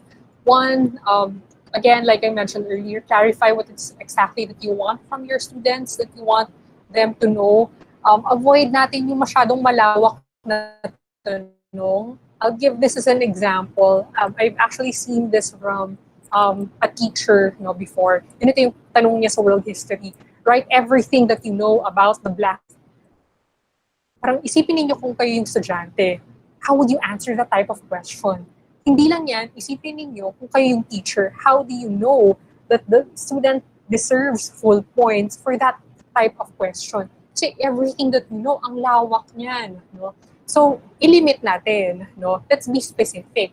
So, although wordy yung tanong, alam natin kung ano yung hinahanap natin sa ating mga estudyante. So, this is my way of revising that question. So in the 1300s, the Black Death decimated 1/3 of Europe's population. Describe the impact of the Black of European society, including food supplies, political structures, and religious and philosophical beliefs. So just by enumerating this, sometimes alam na ng bata kung ano yung hinahanap ni teacher. Kayo rin, as a teacher, alam nyo kung ano yung hahanapin ninyo doon sa essay ng bata. Kailangan masagutan niya itong food supplies, political structure, and religious and philosophical beliefs. Actually, yung pag-structure nga ng bata ng essay niya, pwedeng nakabatay dyan. So first paragraph, introduction. Next paragraph, second paragraph would be food supplies. Third, political structure, and philosophical beliefs. Paragraph, your fifth paragraph, conclusion. Pagkat synthesize lang ng bata. No? So, it helps the student create a more structured and focused answer. And ikaw din, as a teacher, mas madali siyang chikan. Okay? What else? Another reminder is that focus on reasoning and other higher order thinking skills. Huwag tayong masyadong,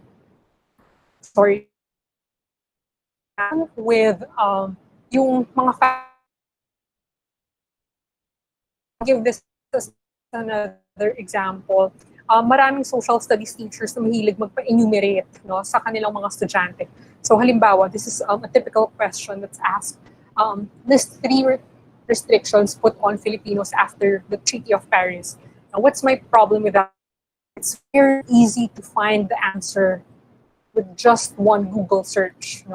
Type mo lang, 3 restrictions put on Filipinos after Treaty of Paris. You'll see the Wikipedia page on it.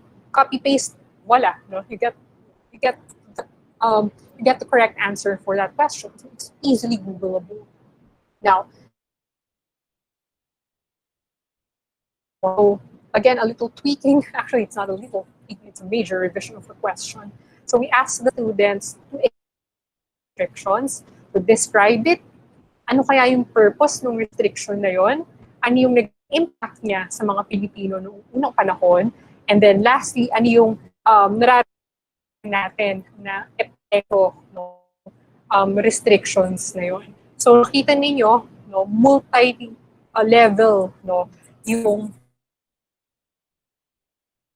enumeration, and you've already tested different aspects of the thinking skills. What else? Please do not confuse writing proficiency with reasoning skills. Anong ibig sabihin yan? Minsan nakikita natin, ang galing magsulat ng bata. Gumagamit ng matatalinghagang salita or high vocabulary bata. But if you take a look at the message of the student, parang wait lang, mababaw yung sagot niya.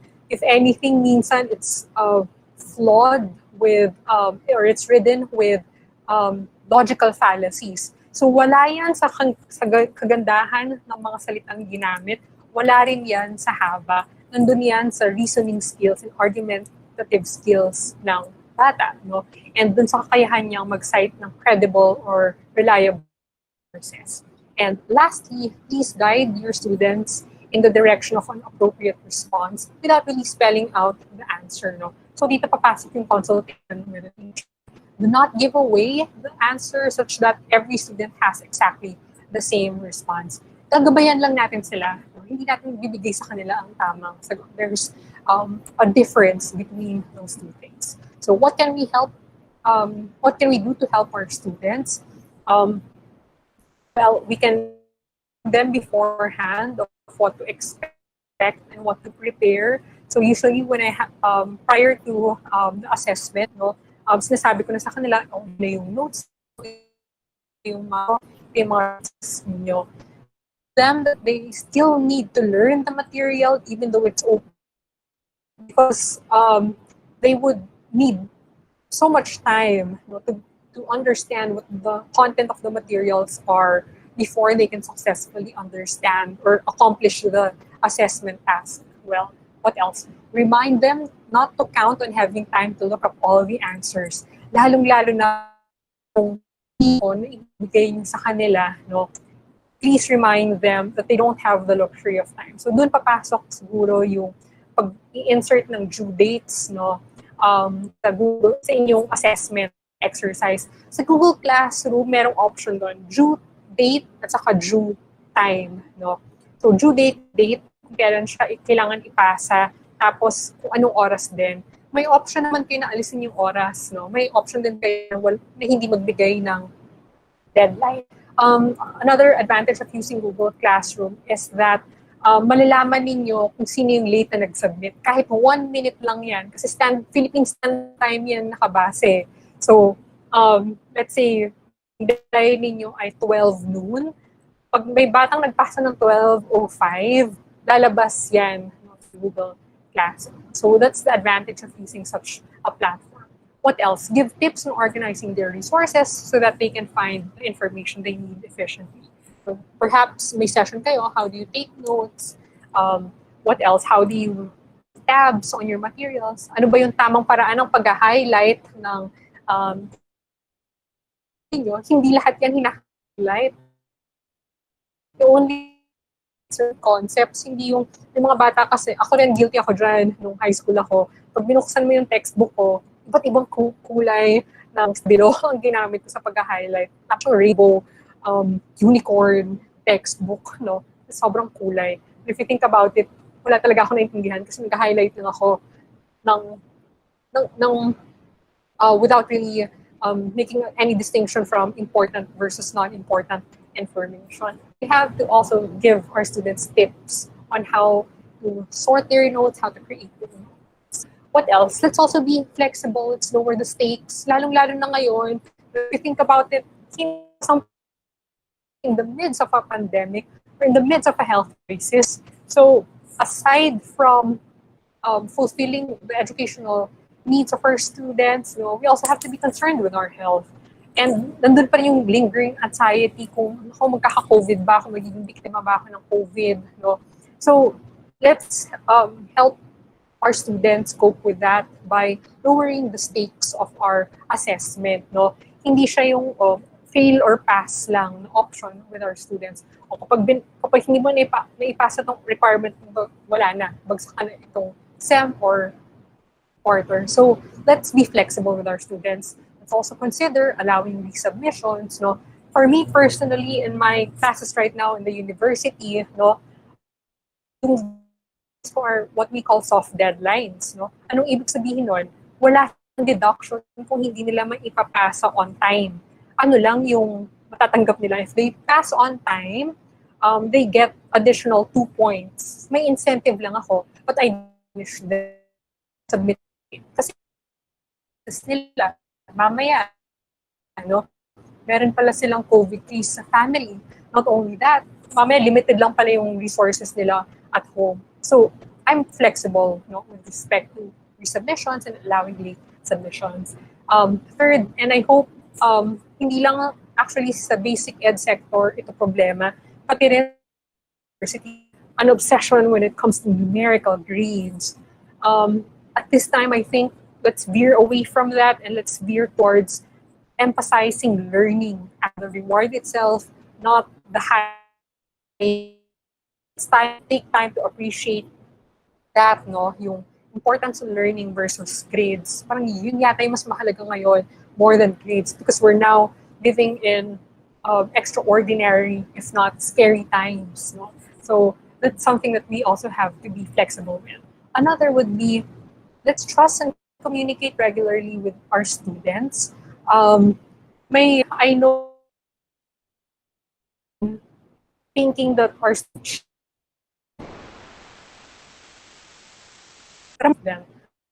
so let's be more trusting towards our students. No? Again, a little more patience and understanding on their circumstances. Kung tayo nga ang teachers nahihirapan, ganun din naman ang estudyante. No? So let's be more patient and let's be compassionate towards them. Let's trust them and communicate regularly. No? Allow me to share this quote with you from Marion and Snyder. We acknowledge that many are just struggling to establish basic conditions and teach. The most important thing right now is to keep our focus on supporting deeper learning and not expecting the assessments to meet stringent technical requirements. Because like I said, hindi pa tapos ang pandemya, let's not fool ourselves that it's over, we're back to normal, or this is the new normal. No, we're still going through a crisis. So let's be more compassionate towards our students and ourselves as well. No? Let's be flexible. Let's also take into consideration the idea that deeper learning or authentic learning has to be more weight than producing grades for our students. Okay? So with that, maraming salamat po. Sana po lahat tayo ay ligtas at malusog. When I say ligtas at malusog, hindi lang physically, no, but mentally and emotionally as well. I hope all of you are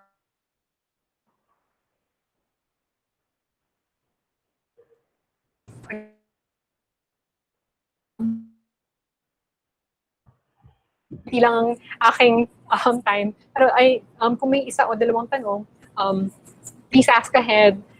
Please ask, no? And kung meron pa kayong mag-isip na tanong later on, huwag po kayong mag-atubili. Just message me through my email address. And with that, maraming salamat po sa inyong lahat. Ayan, maraming salamat po, Teacher Shari, for sharing this wonderful session this morning. At marami po kaming natutunan. At siguro isa rin sa talagang tumatak dun sa akin ay hindi naman ho, these are changing times and it calls for different measures for us to not just survive, pero actually look forward to the transformation of education towards deeper learning.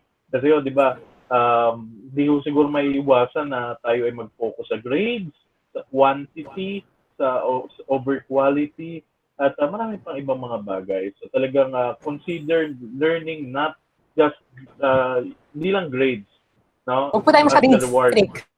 Huwag masyadong strict.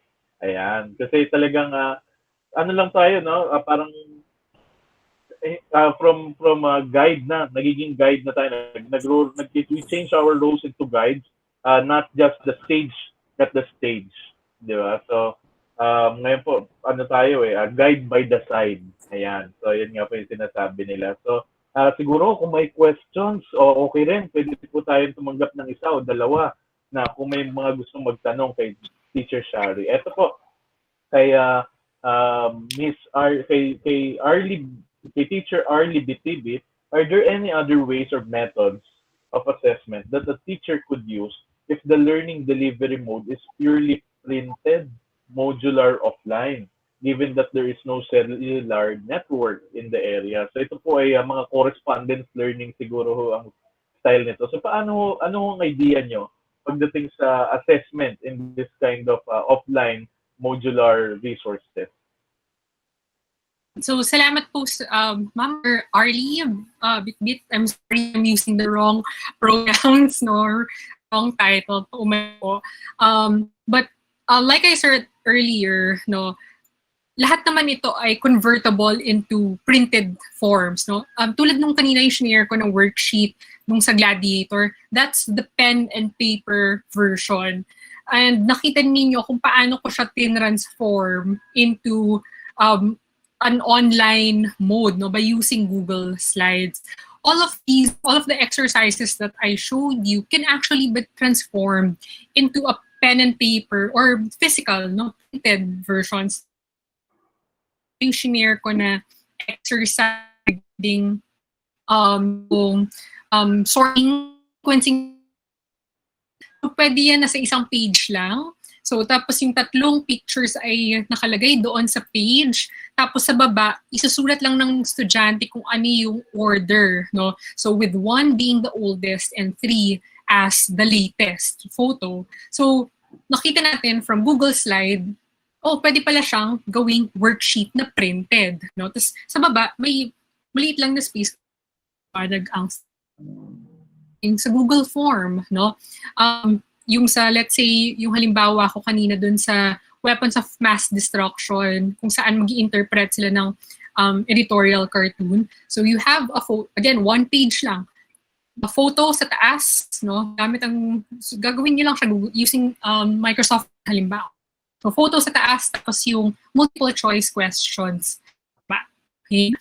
Just please don't forget including an answer key or model answers na tinatawag doon sa printed versions, no?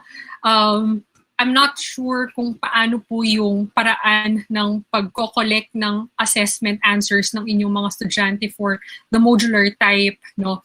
Pero kung ang mga magulang in charge na mag-check dyan, no, at least may gabay yung mga magulang. So it would be nice to have 2 packets, no, na printed.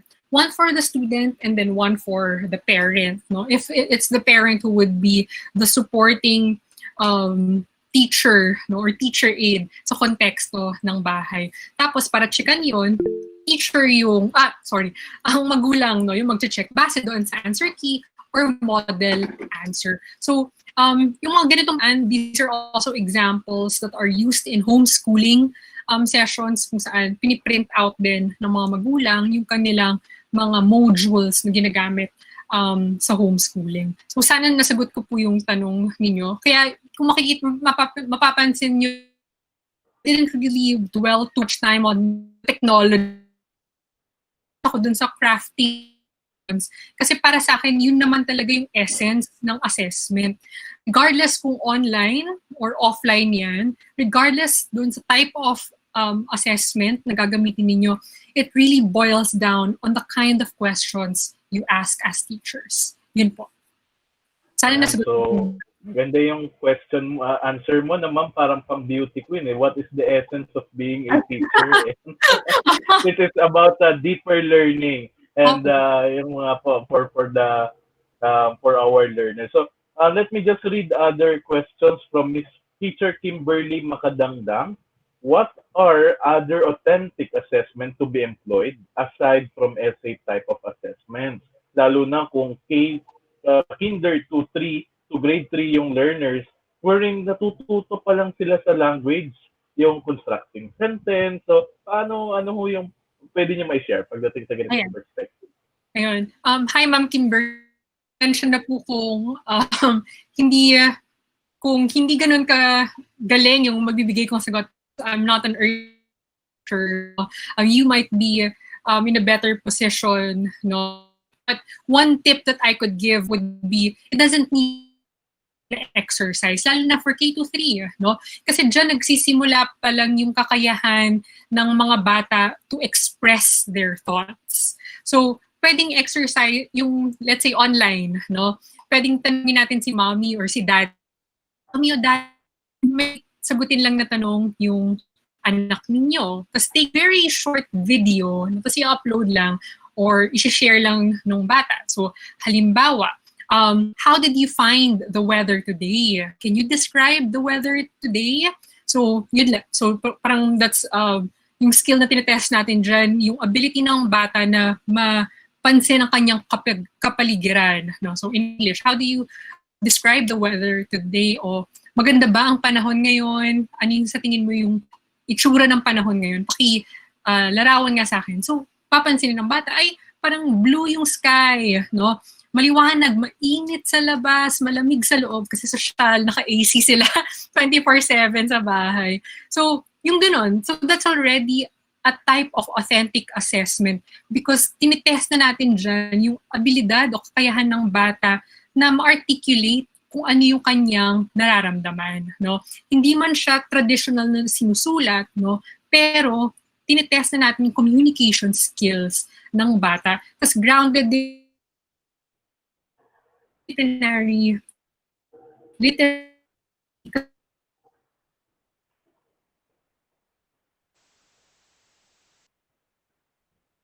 environment niya. Kung sana nasagot ko po yung tanong ninyo, Ma'am Kimberly. So, wag po tayong masara dun sa idea na kailangan essay type siya o multiple choice. Hindi. Pwede rin namang delivered yan as audio, no, vocal, pwede ring video, no. May mga estudyante ako na obsessed with TikTok, halimbawa. So, pwedeng in a short TikTok video, no, ipaliwanag or express what you think about this issue or something, no, kung ano man yung question prompt.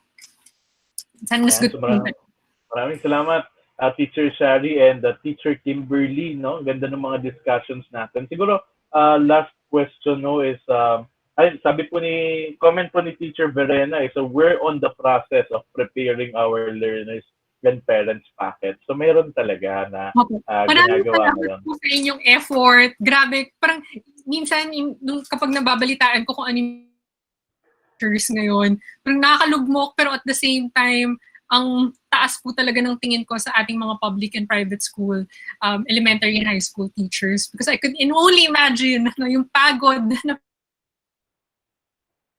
yun po. So, salamat Po, po sa multiple tasks, no, from instructional designer, technology supervisor or technology na implementer, tapos facilitator, at sa uli ay assessment pa, no, nag-assessment pa rin, pero at the same time guidance counsel, nagpe-perform ka rin ng counseling sa mga students mo. At hindi lang po yan, on top of that, wag po natin kakalimutan, nanay, tatay, kapatid din. Tapos napakalapit na lang ng ating mga family, no? Wala na talagang boundary. So, na-imagine ko lang, parang it's very daunting, no? And sobrang inspired and ang taas po ng saludo sa ating mga teachers who are trying to balance their personal and their professional lives right now. Ayan, so sabi nga even though sa assessment ang natutunan natin, let's not be hard on students, let's not be hard on ourselves. Yes, exactly. Diba? Kasi may mga multiple burdens din tayo as teachers and yun nga, may sa mga personal lives natin. So, mahalaga po, we can survive through this pandemic and what we learn from this, bit-bit natin, wag nating iiwanan para after this pandemic, we can, create a better landscape for education. Yes. Yun po yung tinatawag nating better normal. Thank you, Teacher Shari, no, for sharing. Siguro po sa mga kasamahan natin, ma'am, maraming salamat po and we will now take a break. So 5-minute break before our last session. Again, thank you and we do hope to see you again in our future endeavors, Teacher Shari, and good luck po. Salamat po at ingat po kayong lahat. Thank you po. Ingat po. Magandang araw po sa inyong lahat.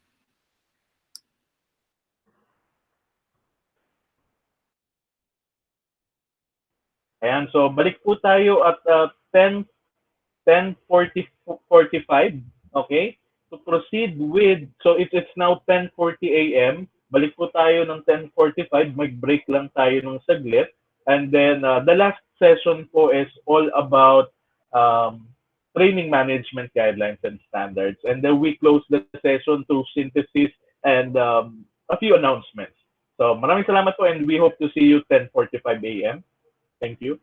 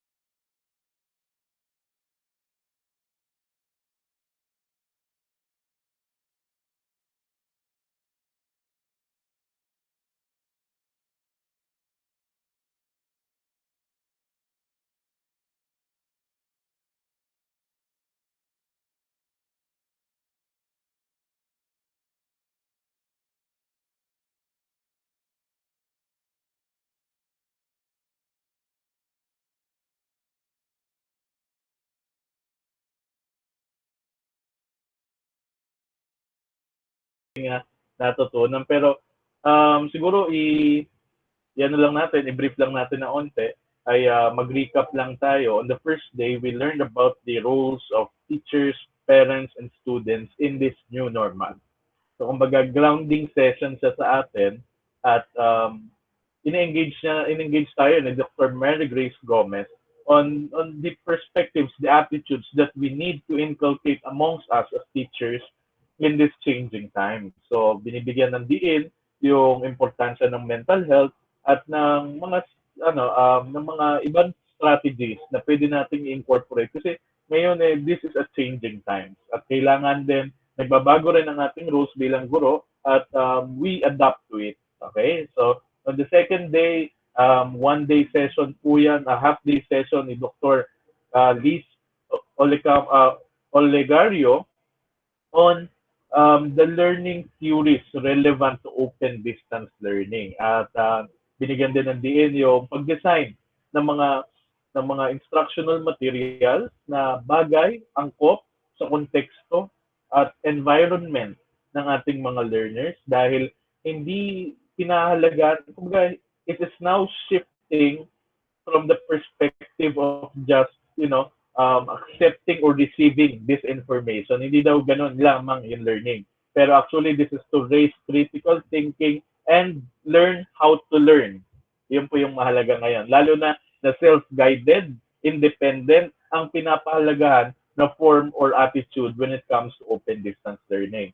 And then, afterwards, it was followed by the criteria, the considerations in choosing technologies for instruction. Kasi available na lahat yung mga technologies and the webinars na meron or na about sa technologies. Madali rin siyang matutunan kung tayo ay gumagamit na rin ng mga computers. Pero what that session of Professor Lenike has stressed is our responsibility, our knowledge to find the appropriate and feasible technologies applicable to our students. So, kumbaga, ano rin yun, refreshing thought then for us. And then, in-improve pa ito lalo nung tinuro sa atin ni Professor JP yung cybersecurity and data privacy considerations na we should be aware of these rules and responsibilities in protecting not just our learners but as well as ourselves as we go through this digital experience. And lastly, ay yung online technologies for assessment ay ina-encapsulate niya yung thought na hindi mahalaga yung quantity or yung hindi lamang mahalaga yung quantity pero yung quality rin. Yung ini-ensure din natin na it's not just about the grades, the remarks that we can produce concretely, but actually stresses on the attitudes, behaviors, and appreciation of our learners sa kanilang journey ngayon towards independent, guided learning. We from the stage nagpa-facilitate na tayo as a guide by the side. Okay? So, ngayon po doon po nagtatapos yung 5 module content natin. At yun po ang magiging coverage ng ating post-assessment for tomorrow. Pero ngayon, dahil tayo rin lamang ay hindi lang learners ngayong araw na to, tayo rin naman ay we hope to become echo, para mag-echo ng mga learning na ito as trainers, hopefully by DepEd, by DICT if needed. So ngayon po ay tayo naman, silipin natin ang training management guidelines and standards. Kasi iba ho yung distinct to, no? Ako, I've been a teacher, I've been a trainer. This, bagamat parehas sila na sa field of learning, ay may differences din sa dalawa. Diba? Lalo na yung andragogy. Ito ho yung adult learning. So, tayo as teachers, di ba, usually mga adolescents, yung mga students natin. Well, except for the graduate school. Pero, as we shift from adolescent learning, we would like to find out ano yung mga guidelines and standards na kailangan nating implement as trainers para naman mas maging maayos at effective yung learning for adult learners tulad ng mga teachers, peers natin.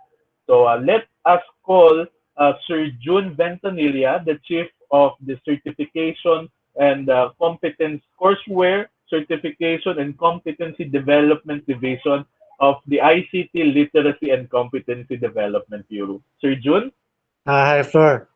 Magandang magandang hapon sa umaga po lahat. at maraming Lahat ng salamat, sir, sa participants natin. Gulat ako, pagpapa-online. Flor.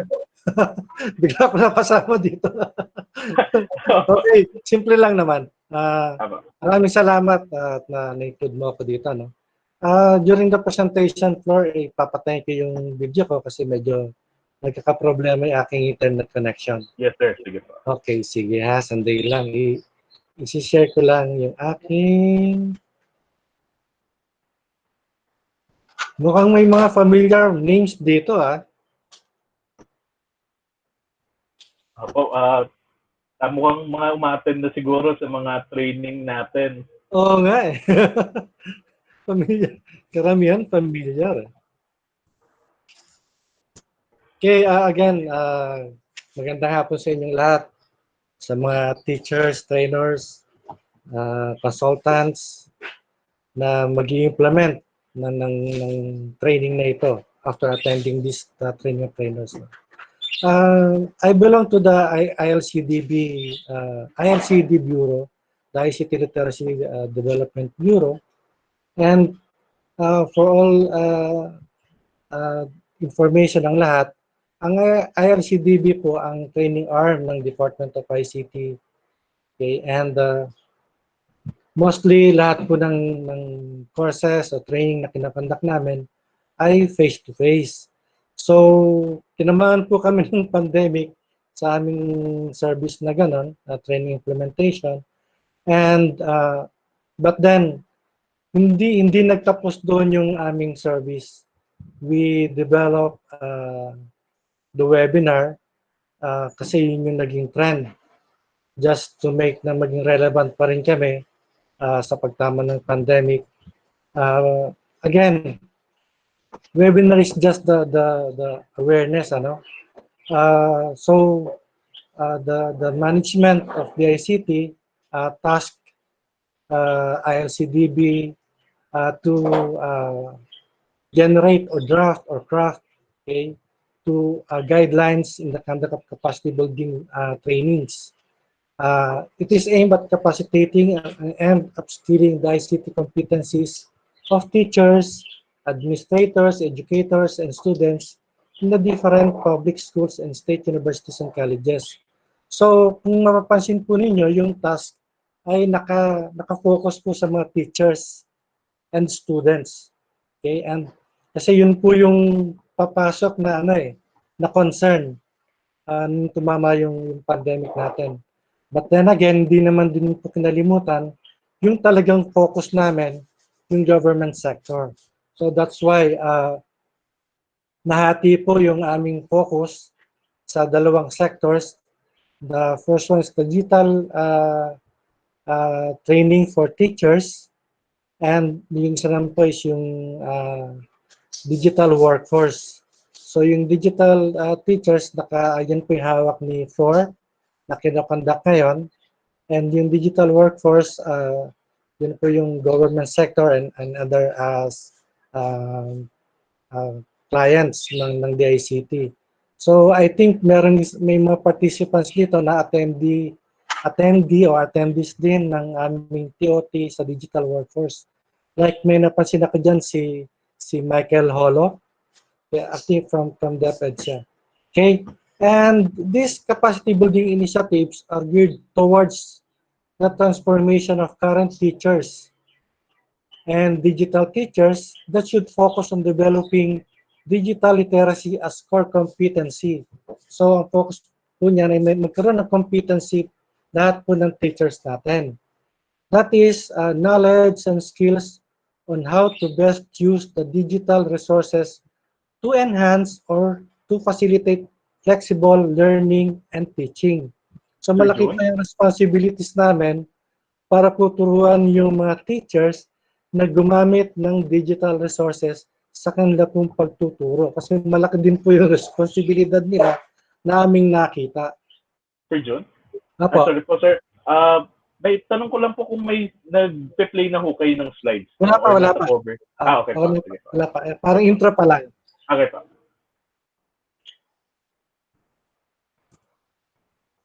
Okay. So with that, we have to develop yung mga support competencies such as appreciation and understanding of legal, ethical, and cyber safety considerations, as well as general competencies on digital pedagogy that may be included. Okay? So, with that, ito po yung na-identify po namin. Nakikita po ba yung presentation ko? Yes sir, okay na po. Okay, sige po. So, yan po yung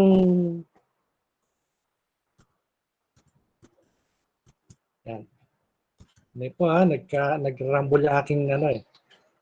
Okay, yan po yung identify namin na domains with corresponding competencies.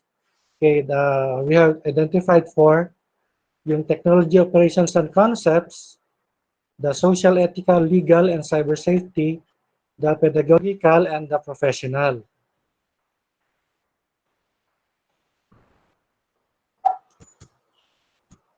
So the first domain, the technology operations and concepts, it covers the competencies related to technical operations and concept and productivity of various ICT tools like computers and communication devices, as well as applications available online or offline.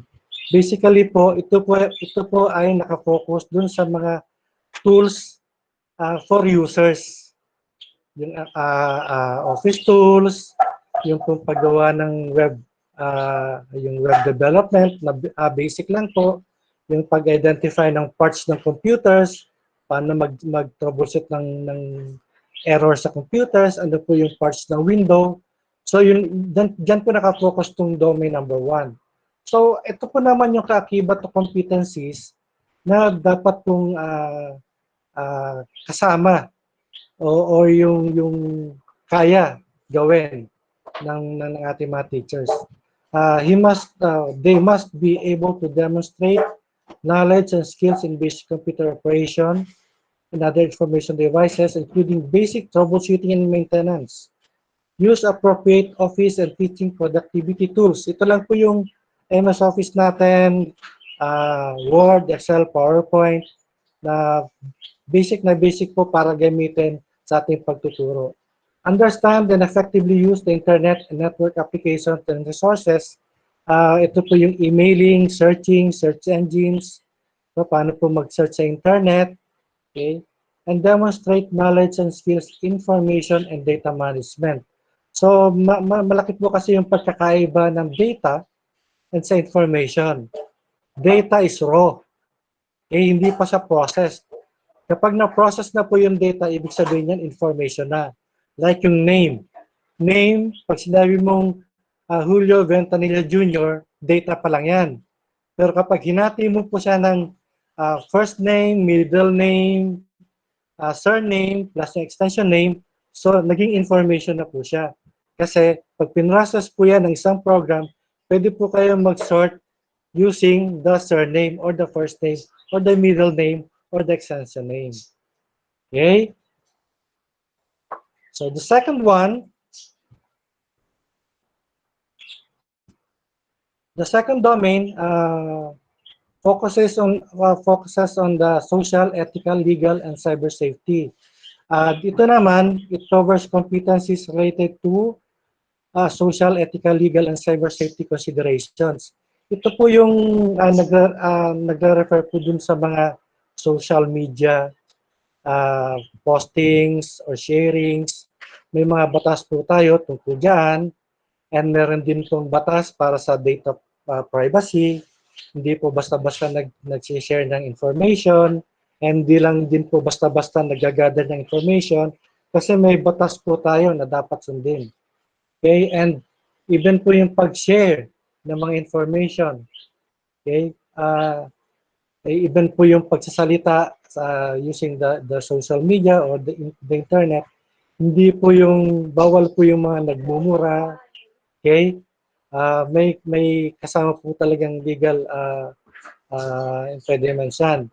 And the competencies po ng domain na to is you have to understand and observe legal practices in the use of technology. Hindi lang po yung basta-basta gumagamit kasi baka po tayo mademanda. Recognize and practice ethical use of technology in both professional and personal levels. So yung may mga social media po na ginagamit na pwedeng pang personal, pero din kung pwedeng pang professional para sa trabaho lang natin. Then, another competence is you have to know how to plan, model, and promote a safe and sound technology-supported learning environment. So yung sa pagtuturo po, gumagamit po tayo ng mga like yung Google Form, okay, ng LMS. Pag naglagay po tayo ng mga content yan, dapat po maganda, matututunan, may information na makukuha ang ating mga learners. And the last one is facilitate equitable access to technology that addresses learning, social, and cultural diversity. So marami rin po yan. So dapat po i-balance po natin, okay, yung paggamit ng mga yan. The third domain focuses on the pedagogical. Dito po pumapasok yung majority po ng ating participants today. Then majority mga trainers, teachers, okay, facilitators, consultants. Okay, and this domain covers yung competencies related to the use of technology in the following components of an instruction process, like planning and designing effective learning environment and experiences supported by technology, implementing, facilitating, and monitoring teaching and learning strategies that integrate a range of information and communication technologies to promote and enhance student learning, and assessing and evaluating student learning and performances. So basically po, ito pong domain number 3 is nakafocus po dun sa paggamit ng technology like yung LMS, so yung Learning Management System o software. And yung paggamit din po ng iba-ibang modalities sa pagtuturo. Okay? At iba-ibang application na pwede po natin gamitin.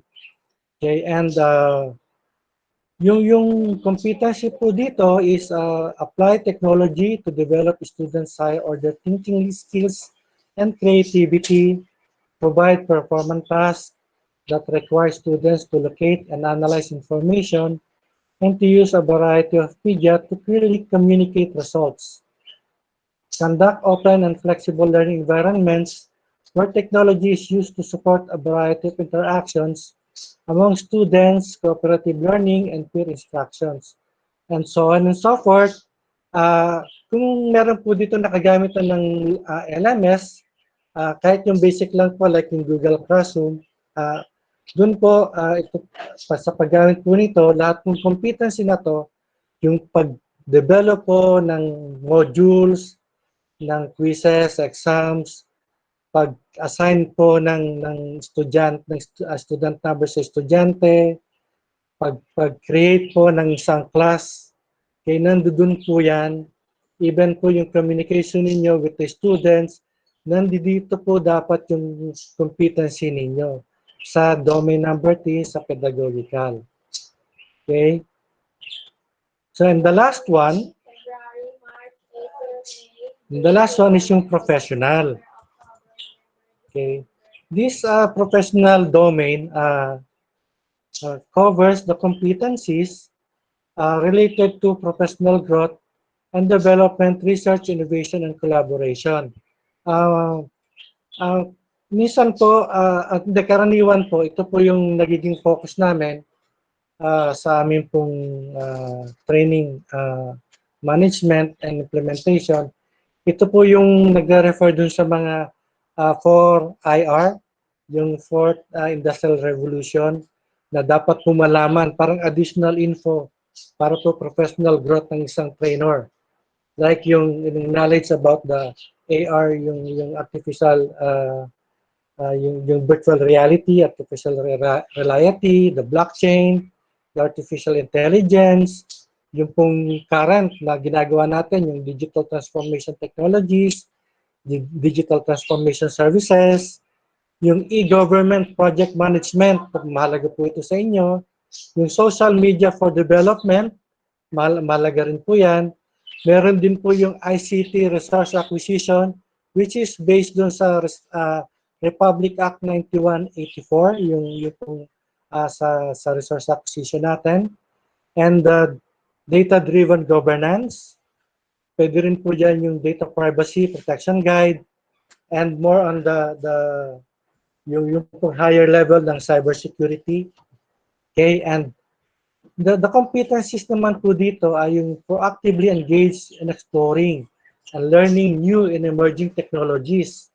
So hindi lang po dapat yung trainer or yung teacher nakafocus dun po sa pagtuturo niya sa mga estudyante, but kailangan din po niya madagdagan yung kanyang kaalaman sa iba pang level of learning. And continuously evaluate and reflect on the use of technology in the teaching profession for development and innovation.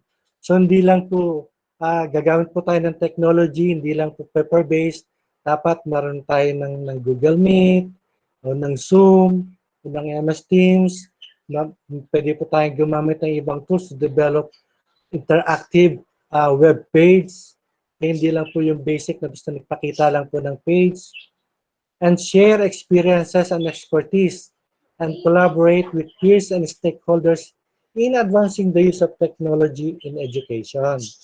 So yan po yung apat na domain na amin pong na-define, na-develop, na pwede pong maging pagtuunan po ng mga teachers. Yun din po yung ginagamit namin na level to develop the competencies of our trainers and our stakeholders in the government sector. Okay, and so to continue, to ensure an effective, efficient, and harmonized conduct of competency-based capacity building training or webinars for teachers and the like, we have, ito po yung policies and standard procedures na ginagamit po namin that you might be using, gusto po rin yung gamitin, kasi po kayo po yung mag-roll out ng aming TOTs, ano? Ito po yung standard procedures namin. Okay. We have the activities and procedures for the pre-implementation. Okay. Yeah, for the pre-implementation, you need to inform the Bureau on the conduct of the course or webinar together with the course webinar brief. Ito pong course webinar brief po, yung POI, this is it contains the description ng course, the objectives, the training duration, the target participants, the content of the modules. Nandiyan po yan. Okay? And the conduct of, you have to conduct a pre-course webinar coordination meeting among the key players. So, pag nagko-conduct po tayo ng training, hindi lang po yung trainer ang namamahala. Meron pa pong ibang key players like yung technical support, the admin assistant, okay, and the resource person. Okay, before you conduct the training, dapat po mag-usap-usap kayo. Ano po yung particular role ng technical support? Ano po yung particular role ng resource person? Ano po yung particular role ng admin assistant? Ano po yung flow? Dapat pag-usapan ninyo yung flow ng training para po maging malinis yung takbo ng implementation. Okay? The next one is ensure availability of resources and technical facilities.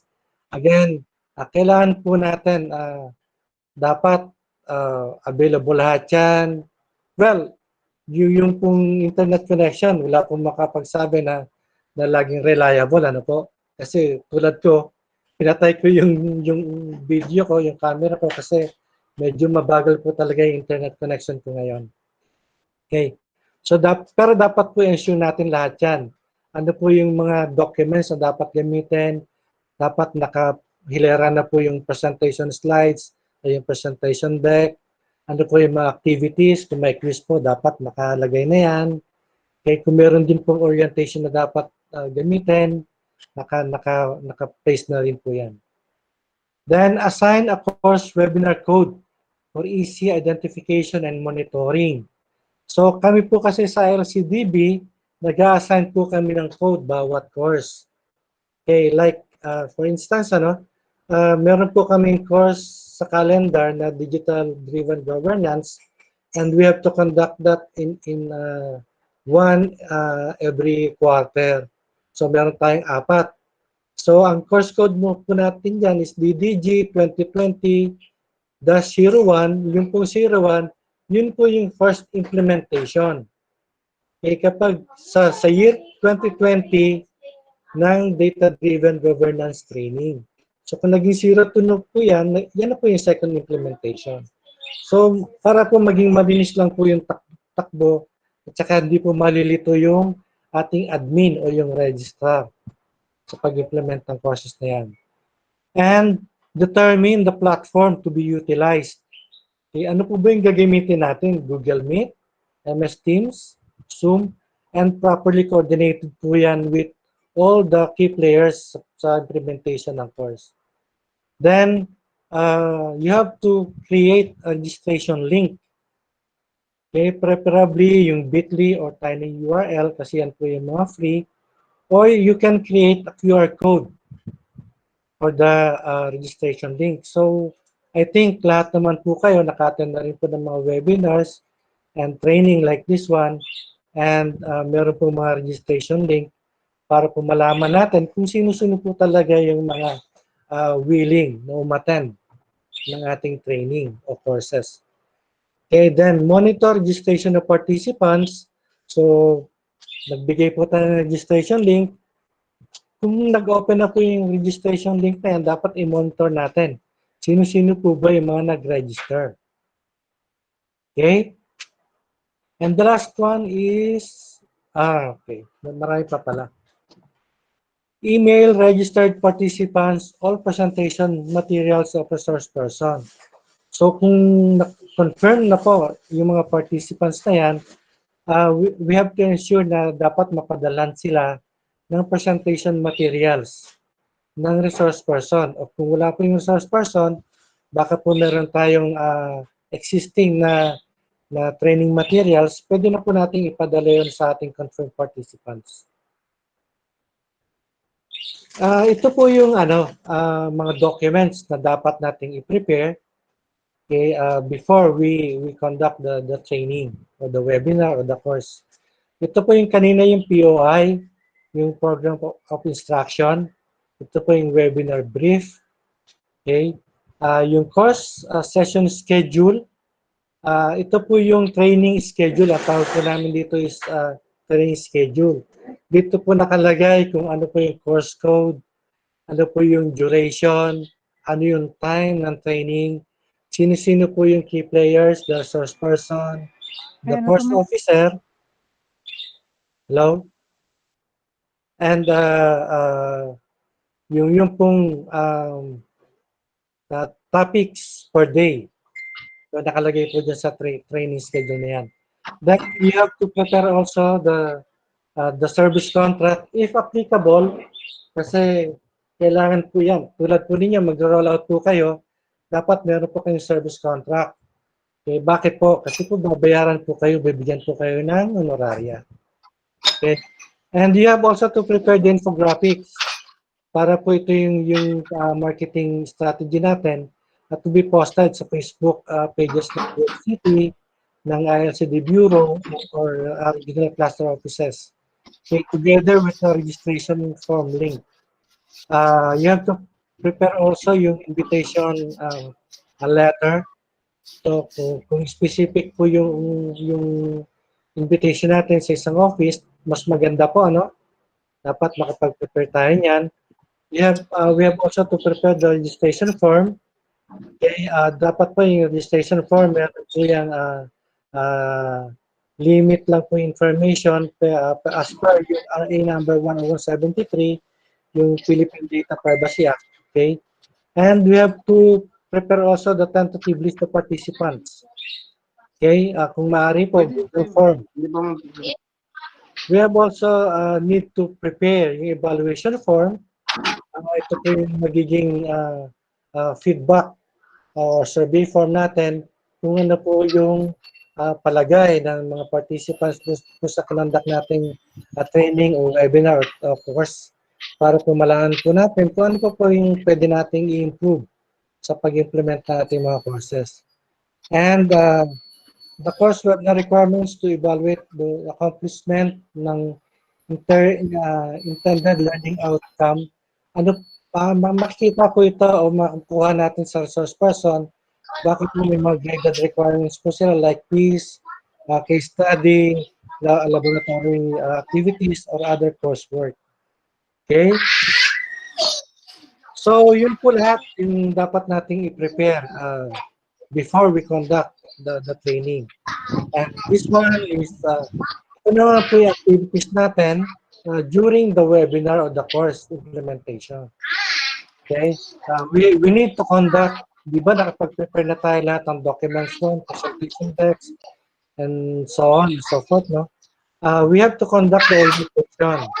Ito po yung orientation po, ito yung welcome address, the course webinar coverage, methodologies, completion requirements, house rules, kung meron din pong, nandiyan din po yung ating director, kung sino po yung pwedeng magbigay ng opening remarks, dito rin po gagawin yan. Then, we need to conduct, to monitor the conduct of the course of the webinar. We need also to facilitate or make questions like yung ginagawa po ni Sir, yung ginagawa po ni Sir Flon, kung moderate po niya yung questions, o kung meron po clarifications or other concerns from the participants. Also, we need to monitor the attendance or presence po ng registered participants. Napansin po ninyo, registered participants. Kasi po, minsan may mga uma-attend po, hindi po natin alam kung paano na nakuha yung link. Meron po uma-attend na hindi po talaga registered. Okay, so maging aware po tayo dyan. So, from time to time, dapat po i-monitor natin kung sino-sino po yung uma-attend ng ating course. Okay, and ensure smooth technical conduct ng training like yung video, audio, the sharing of presentation. Again, yung internet connectivity, medyo questionable nga po yan based na rin po sa nararanasan natin na mahina po yung signal ng ating internet. Most probably, baka yung signal po ng ating internet service provider. Ano po? Then, we need to record the webinar. Ito po kasi yung magiging basis natin, again, yung participants natin, humihingi po yan ng recordings for future reference. Okay? Para po meron pong babalikan in case na meron po silang gustong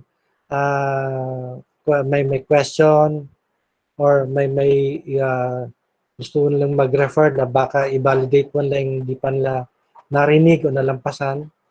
Okay? And to document the webinar through class pictures and recording.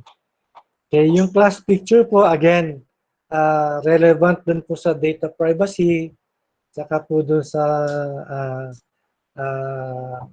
meron pong dapat hingi po tayo muna ng permission from all the participants kung okay lang din po bang akunan po sila ng picture, then ipopost po natin yung picture nila sa ating FB page. Okay? So, dapat po clear yan sa lahat. So, after that, the last activities that we need to do, yung post-webinar, tapos na po yung ating training. Okay? We have to administer yung course webinar evaluation. So again, ito pong evaluation form na to is na prepare na natin yan during the pre-implementation.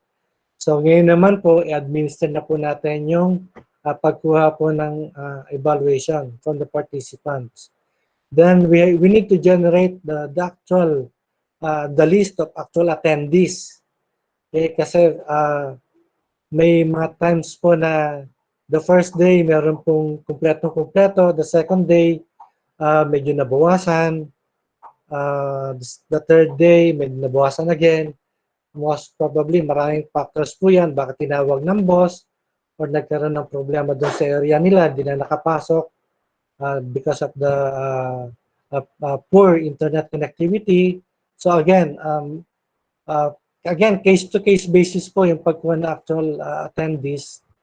Okay, we have to give consideration din po dun sa iba na more than willing naman, but again, due to major factors na beyond the control nila, hindi po agad nakasali. So, naka-absent po sila. Okay? And generate QR codes for certificates. Ito naman po yung basis natin kasi po may iba po na pwede po nilang ipeke o i-fake yung certificate. Kaya po meron QR code kasi ito po yung basis natin na when we scan the QR code, naka-link po yan doon sa database natin.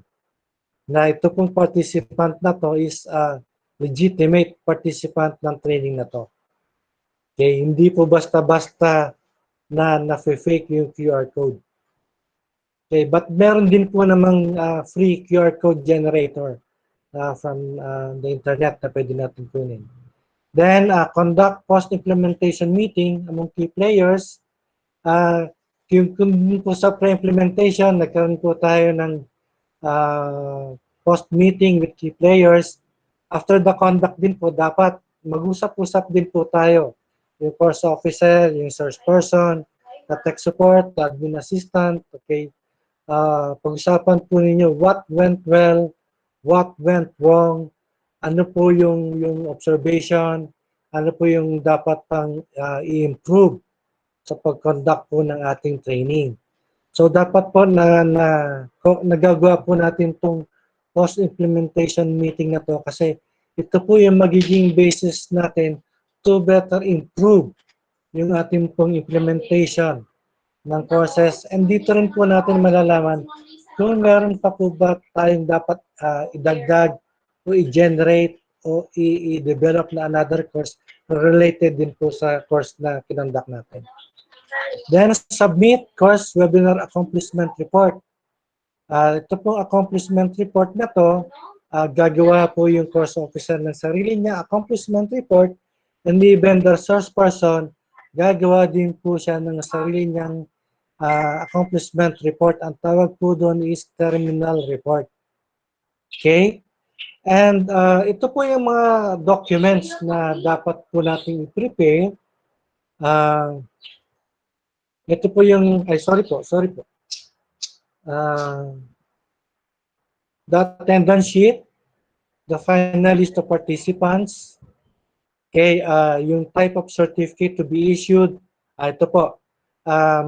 Kami po, meron po kaming actually po 3 types of certificates yan, but then sa ngayon po 2 po yung implement natin. Pag po yung completion, meron pong mga graded requirements yan like quiz, case study, or dapat mag-submit ng worksheet. Okay, kapag na-complete po nila yung submission yan, ang makukuha po ninyo is a certificate of completion. Now, kung di po kayo nakakomply doon sa requirement na yan, ang makukuha po ninyo ay certificate of attendance provided that you have attended at least 80% of the webinar or training session. So kung hindi po kayo nakakomply dun sa completion requirements, okay, and di rin po kayo nakakomply dun sa required 80% attendance, wala po kayong makukuhang certificate. Okay? So, yun po. Dapat alam po ninyo yan para po sa rollout ninyo. Ayan din po yung sasabihin ninyo sa inyong magiging mga estudyante. Then another document is the report of grades if applicable. Again, kung seminar lang yan, wala naman pong graded requirements, hindi na po kailangan yung report of grades. Again, ito po yung nabanggit ko kanina. The source person should submit a terminal report. Kailangan po yan, especially kapag meron pong honoraria na matatanggap yung ating resource person. And the course officer should prepare the accomplishment report. And again, ito po yung sa certificate, meron po yung kasamang QR code. Nabanggit ko na po sa inyo para po masabi natin na yung pong certificate na binibigay po natin sa participants natin ay valid. Kasi po, once we scan the QR code na yan, nakalink po yan doon sa database natin. Pag hindi po yan nakalink sa database natin, yung QR code na yan, peke po yung certificate na present ng participant. Okay? Okay? And then, last one is, you have to prepare the financial or admin documents. Lalong-lalo na kapag meron pong honoraria na ibibigay po sa resource person. Okay? And all these templates na na-mention po will be provided by the Bureau para po meron po kayong guide kung paano po i-accomplish yung mga yan.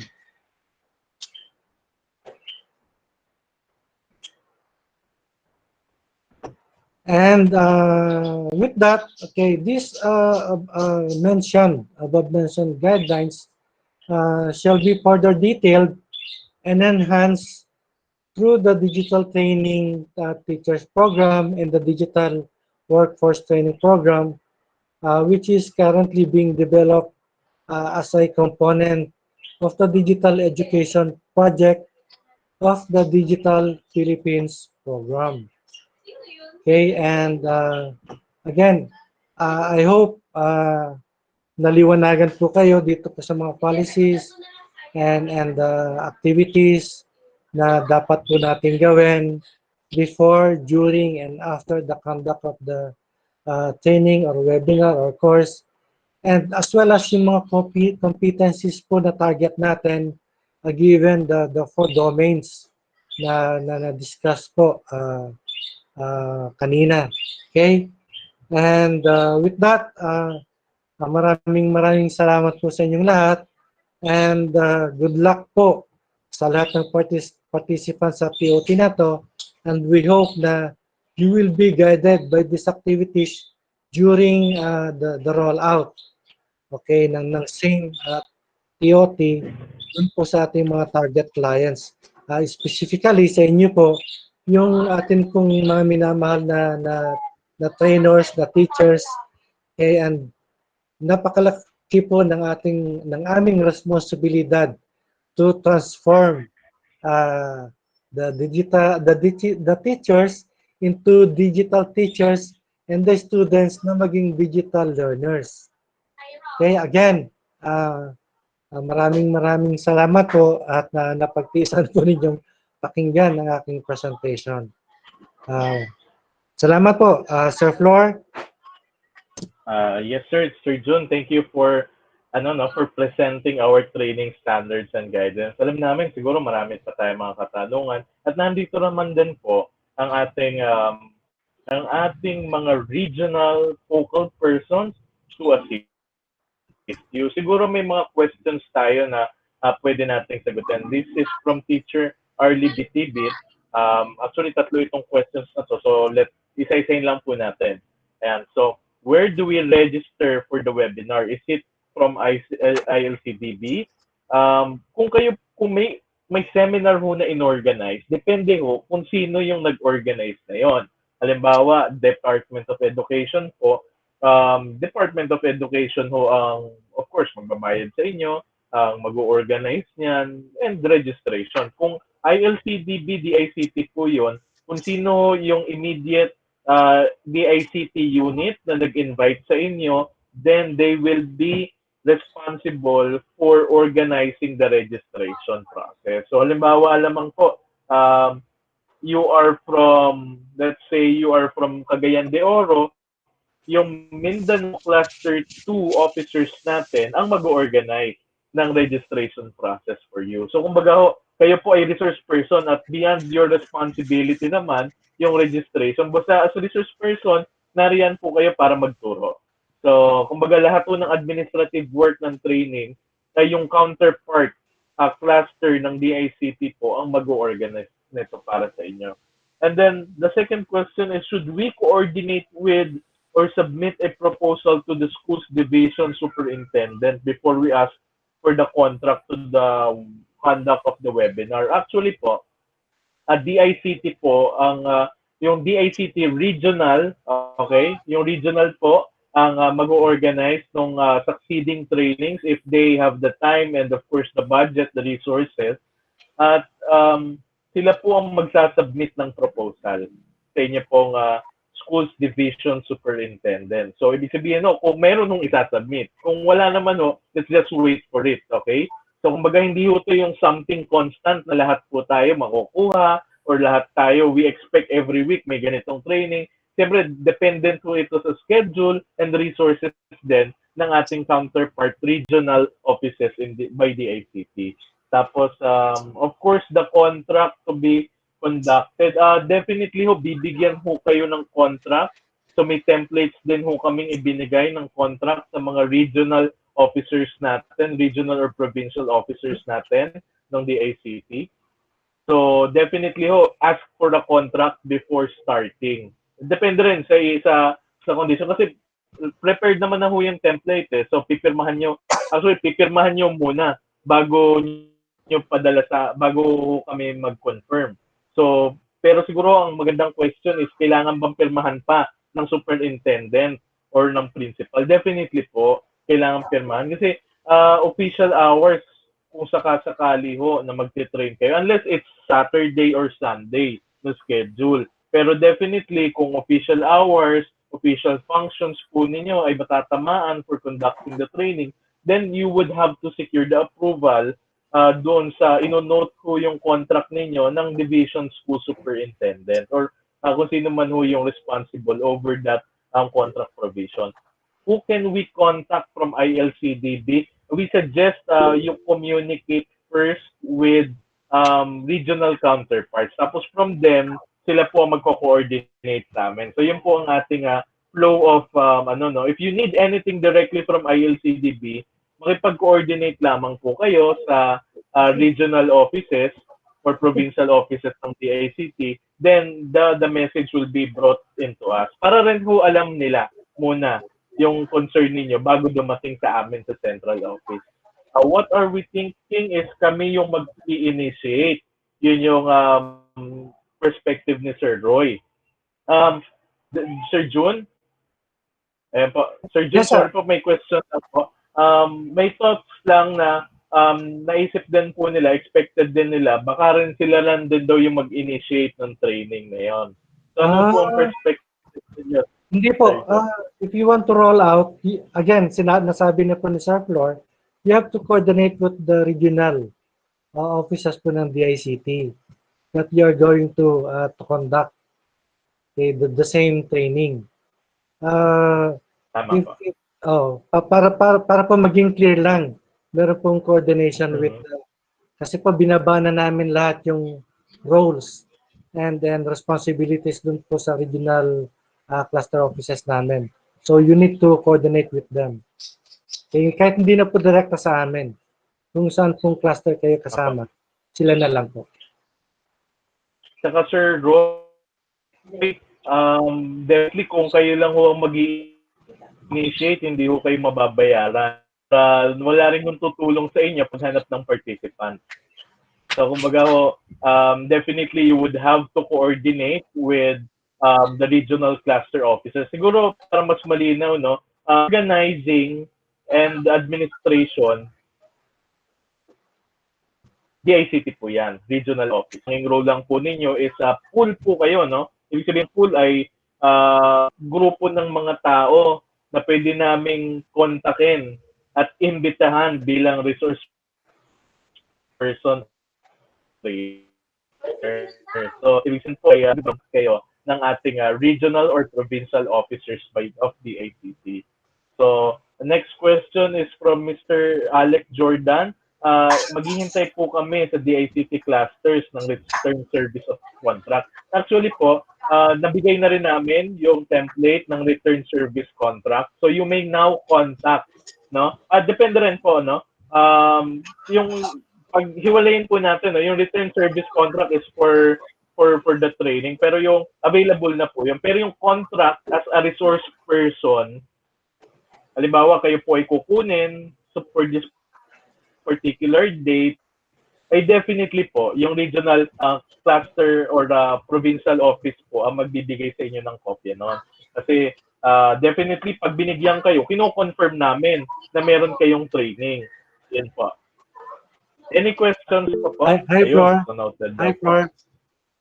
Hi, Flor. Sir Flor, Yes, sir? if Yes, I sir, may Jun? add, okay, I think siguro na nabanggit na to ni Sir Flor, no, sa inyong lahat. Kasi po napakalaki po ng responsibilidad ng specifically yung ILCD Bureau kay pagdating po sa magiging role ng mga teachers nationwide kasi ang laki po ng population ninyo. So ang ginawa po naming strategy is magko-conduct po kami ng training of trainers like this one, nakasama po lahat ng regional clusters namin para po makadevelop po kami ng maraming with the same subject matter. Okay? Then, kayo na po yung mag-roll out po dun sa province ninyo, o sa cluster ninyo, sa area ninyo, para po mas marami yung madidevelop, matuturuan natin na teachers and students.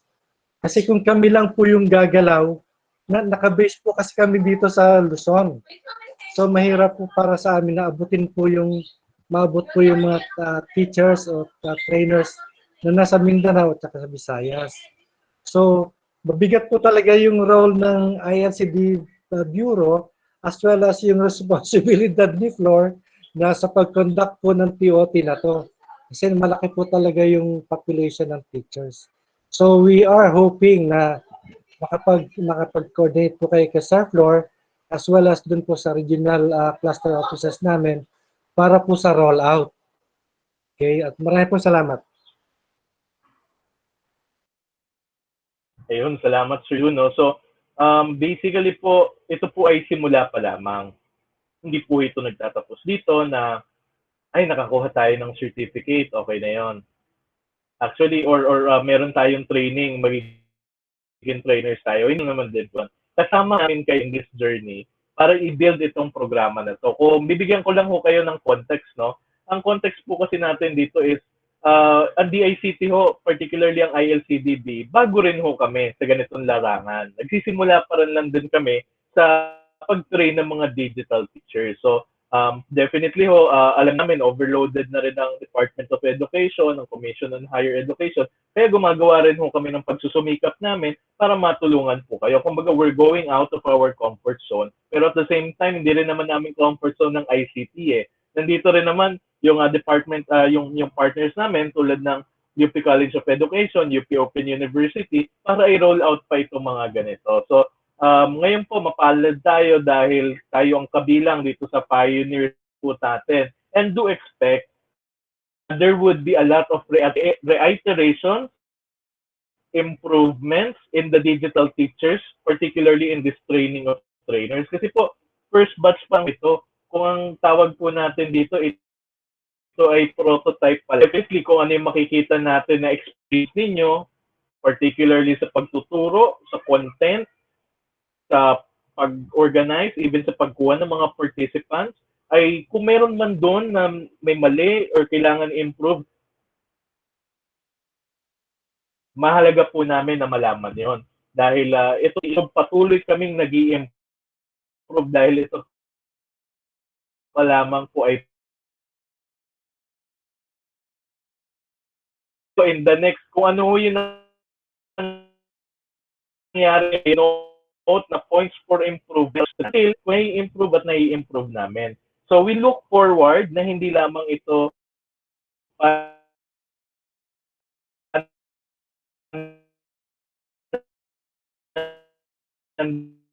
dalian. So, kaya all of us, po na ito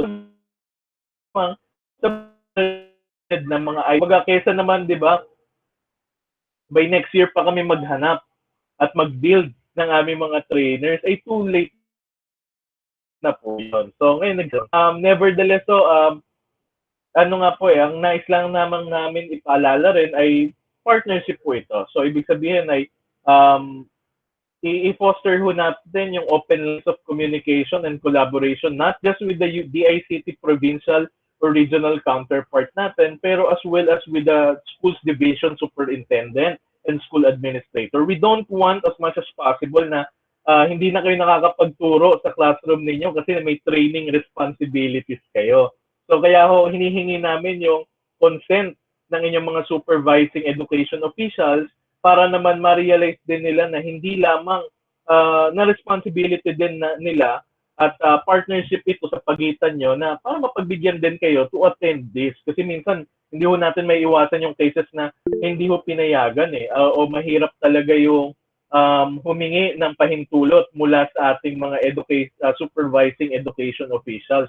Principal natin, supervising district superintendent. So, mainam ho, nahihingin natin at all times ang kanilang consent sa pag-roll out ng ganitong mga klaseng training.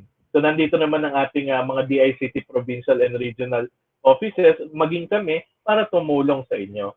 So ayan po. So okay lang po, may mga recorded naman po ito, Sir Reggie. So kung medyo malabo sa inyo, later on play niyo na lang po. Available naman yan sa link na sinend ko. Ilan po ang maximum number ng participants per rollout? I'm planning kasi to share it in a school through learning action cell session or yun action cell, no? Do we have to coordinate with the DICT provincial offices pa ba? Sir Jun, in cases so na parang echoing sessions lamang po ito. So ibig sabihin parang informal knowledge sharing po ito sa I think within the school.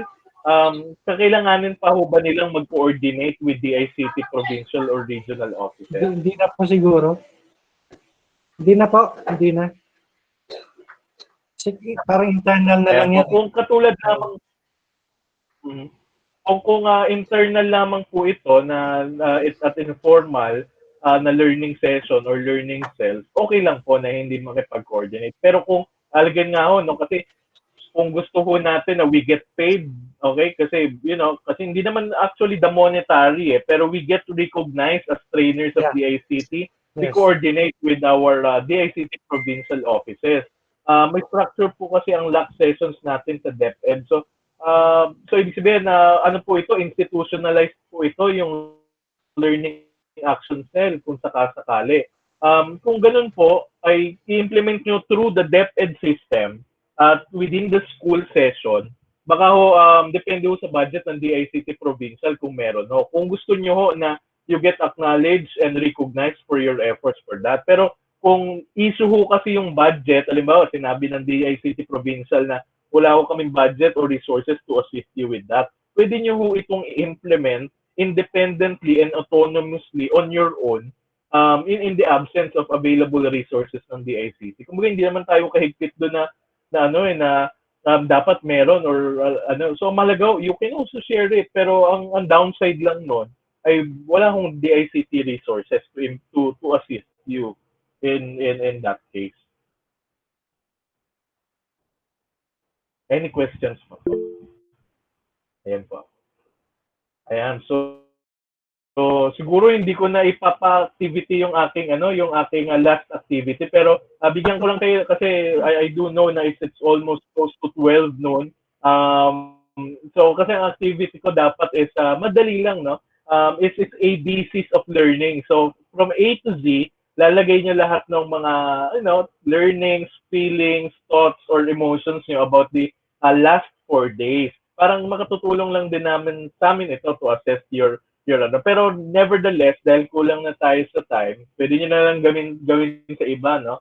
Pero sa amin, siguro we'll just get through a synthesis, no? A synthesis and using sa atin na yun nga po, nakita natin na mahalaga itong ganitong role natin na naging role of teachers during this pandemic. At kakibat po ang Department of Information and Communications Technology na maibigay yung mga, kahit pa paano, we work towards to helping teachers develop their skills and competencies towards online teaching and learning. Kasi isa rin naman ho ito sa itinakdang mandato ng Department of Information and Communications Technology under the Republic Act 10184 na ang pagtulong o pag-collaborate sa DepEd Commission on Higher Education, paano gagamitin yung ICTs in education.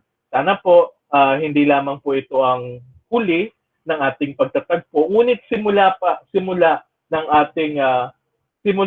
ating matagalang pagsasamahan. And, di ba? Katuwang ng Department of Education at ng mga paaralan po ninyo.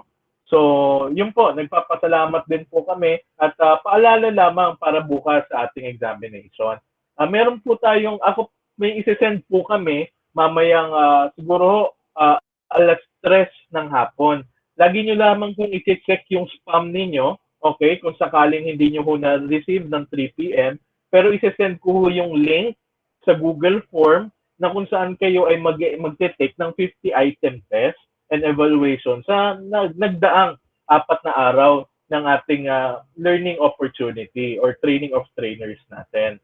So, it will cover 10 items each sa bawat module.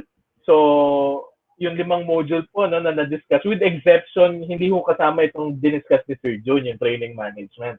So, the rest po, lahat ng tinuro ng faculty members from UP College of Education, ay tigi-tigisa po sila. Since 5 yung resource person, may tigta 10 points po doon. So that's 50 items. And ano po yan, you need to get at least 80% of the assessment. So ibig sabihin, i-check ko namin yon, and we will let you know within 1 or 2 weeks from now, kasi siyempre mag-check pa ho kami ng attendance, magva-validate pa kami, pati ho yung scores ninyo ay i-check din namin. So, kung may katanungan ho sa certificates of certificate of completion, hindi nyo pa ho makukuha ito agad-agad bukas. So, ito ho ay makukuha nyo pa 1 to 2 weeks from now. At most 2 weeks po, ano? So, at most 2 weeks po kasi talagang checkan pa namin isa-isa yung inyong assessment at kung sakasakali makikipag-coordinate sa regional offices kung may iba pa kaming concerns. So, maaari po, umihingi rin kami ng inyong pangunawa dun sa expectations ninyo just in case you're expecting that the certificates will be received the soonest time. Aside from that, we also, good luck po sa inyong examination. So, tomorrow, sinend ko na rin po yung link sa inyo, di ba? So, I hope na-save po ninyo yon at it's available po. So, yung kulang po, kulang po yung PowerPoints na na-send namin sa Drive. Wala pa ho dyan yung lecture ni Sir JP. So, I'm also requesting from him and yung kay Professor, kay Dr. Olegario. However, yung kay Dr. Liz Olegario po, she begged off to share yung PowerPoint presentation niya due to considerations of copyrights. So basically, panoorin nyo na lamang po sa day 2 yung kanyang session. At yun po, doon po natin. And then we will resolve it by issuing another PowerPoint just in case kayo na po ang magtuturo in the field. So kumbaga ho, nasa pilot pa lamang po tayo eh. So let us answer all other questions. Pwede po ba masend sa email lahat ng presentation? Sir, sinend na po namin kanina rito thrice. So I wonder kung nakuha po ninyo yung link. Pero sige po, i-resend po namin ulit for your reference. Okay? So kasama ho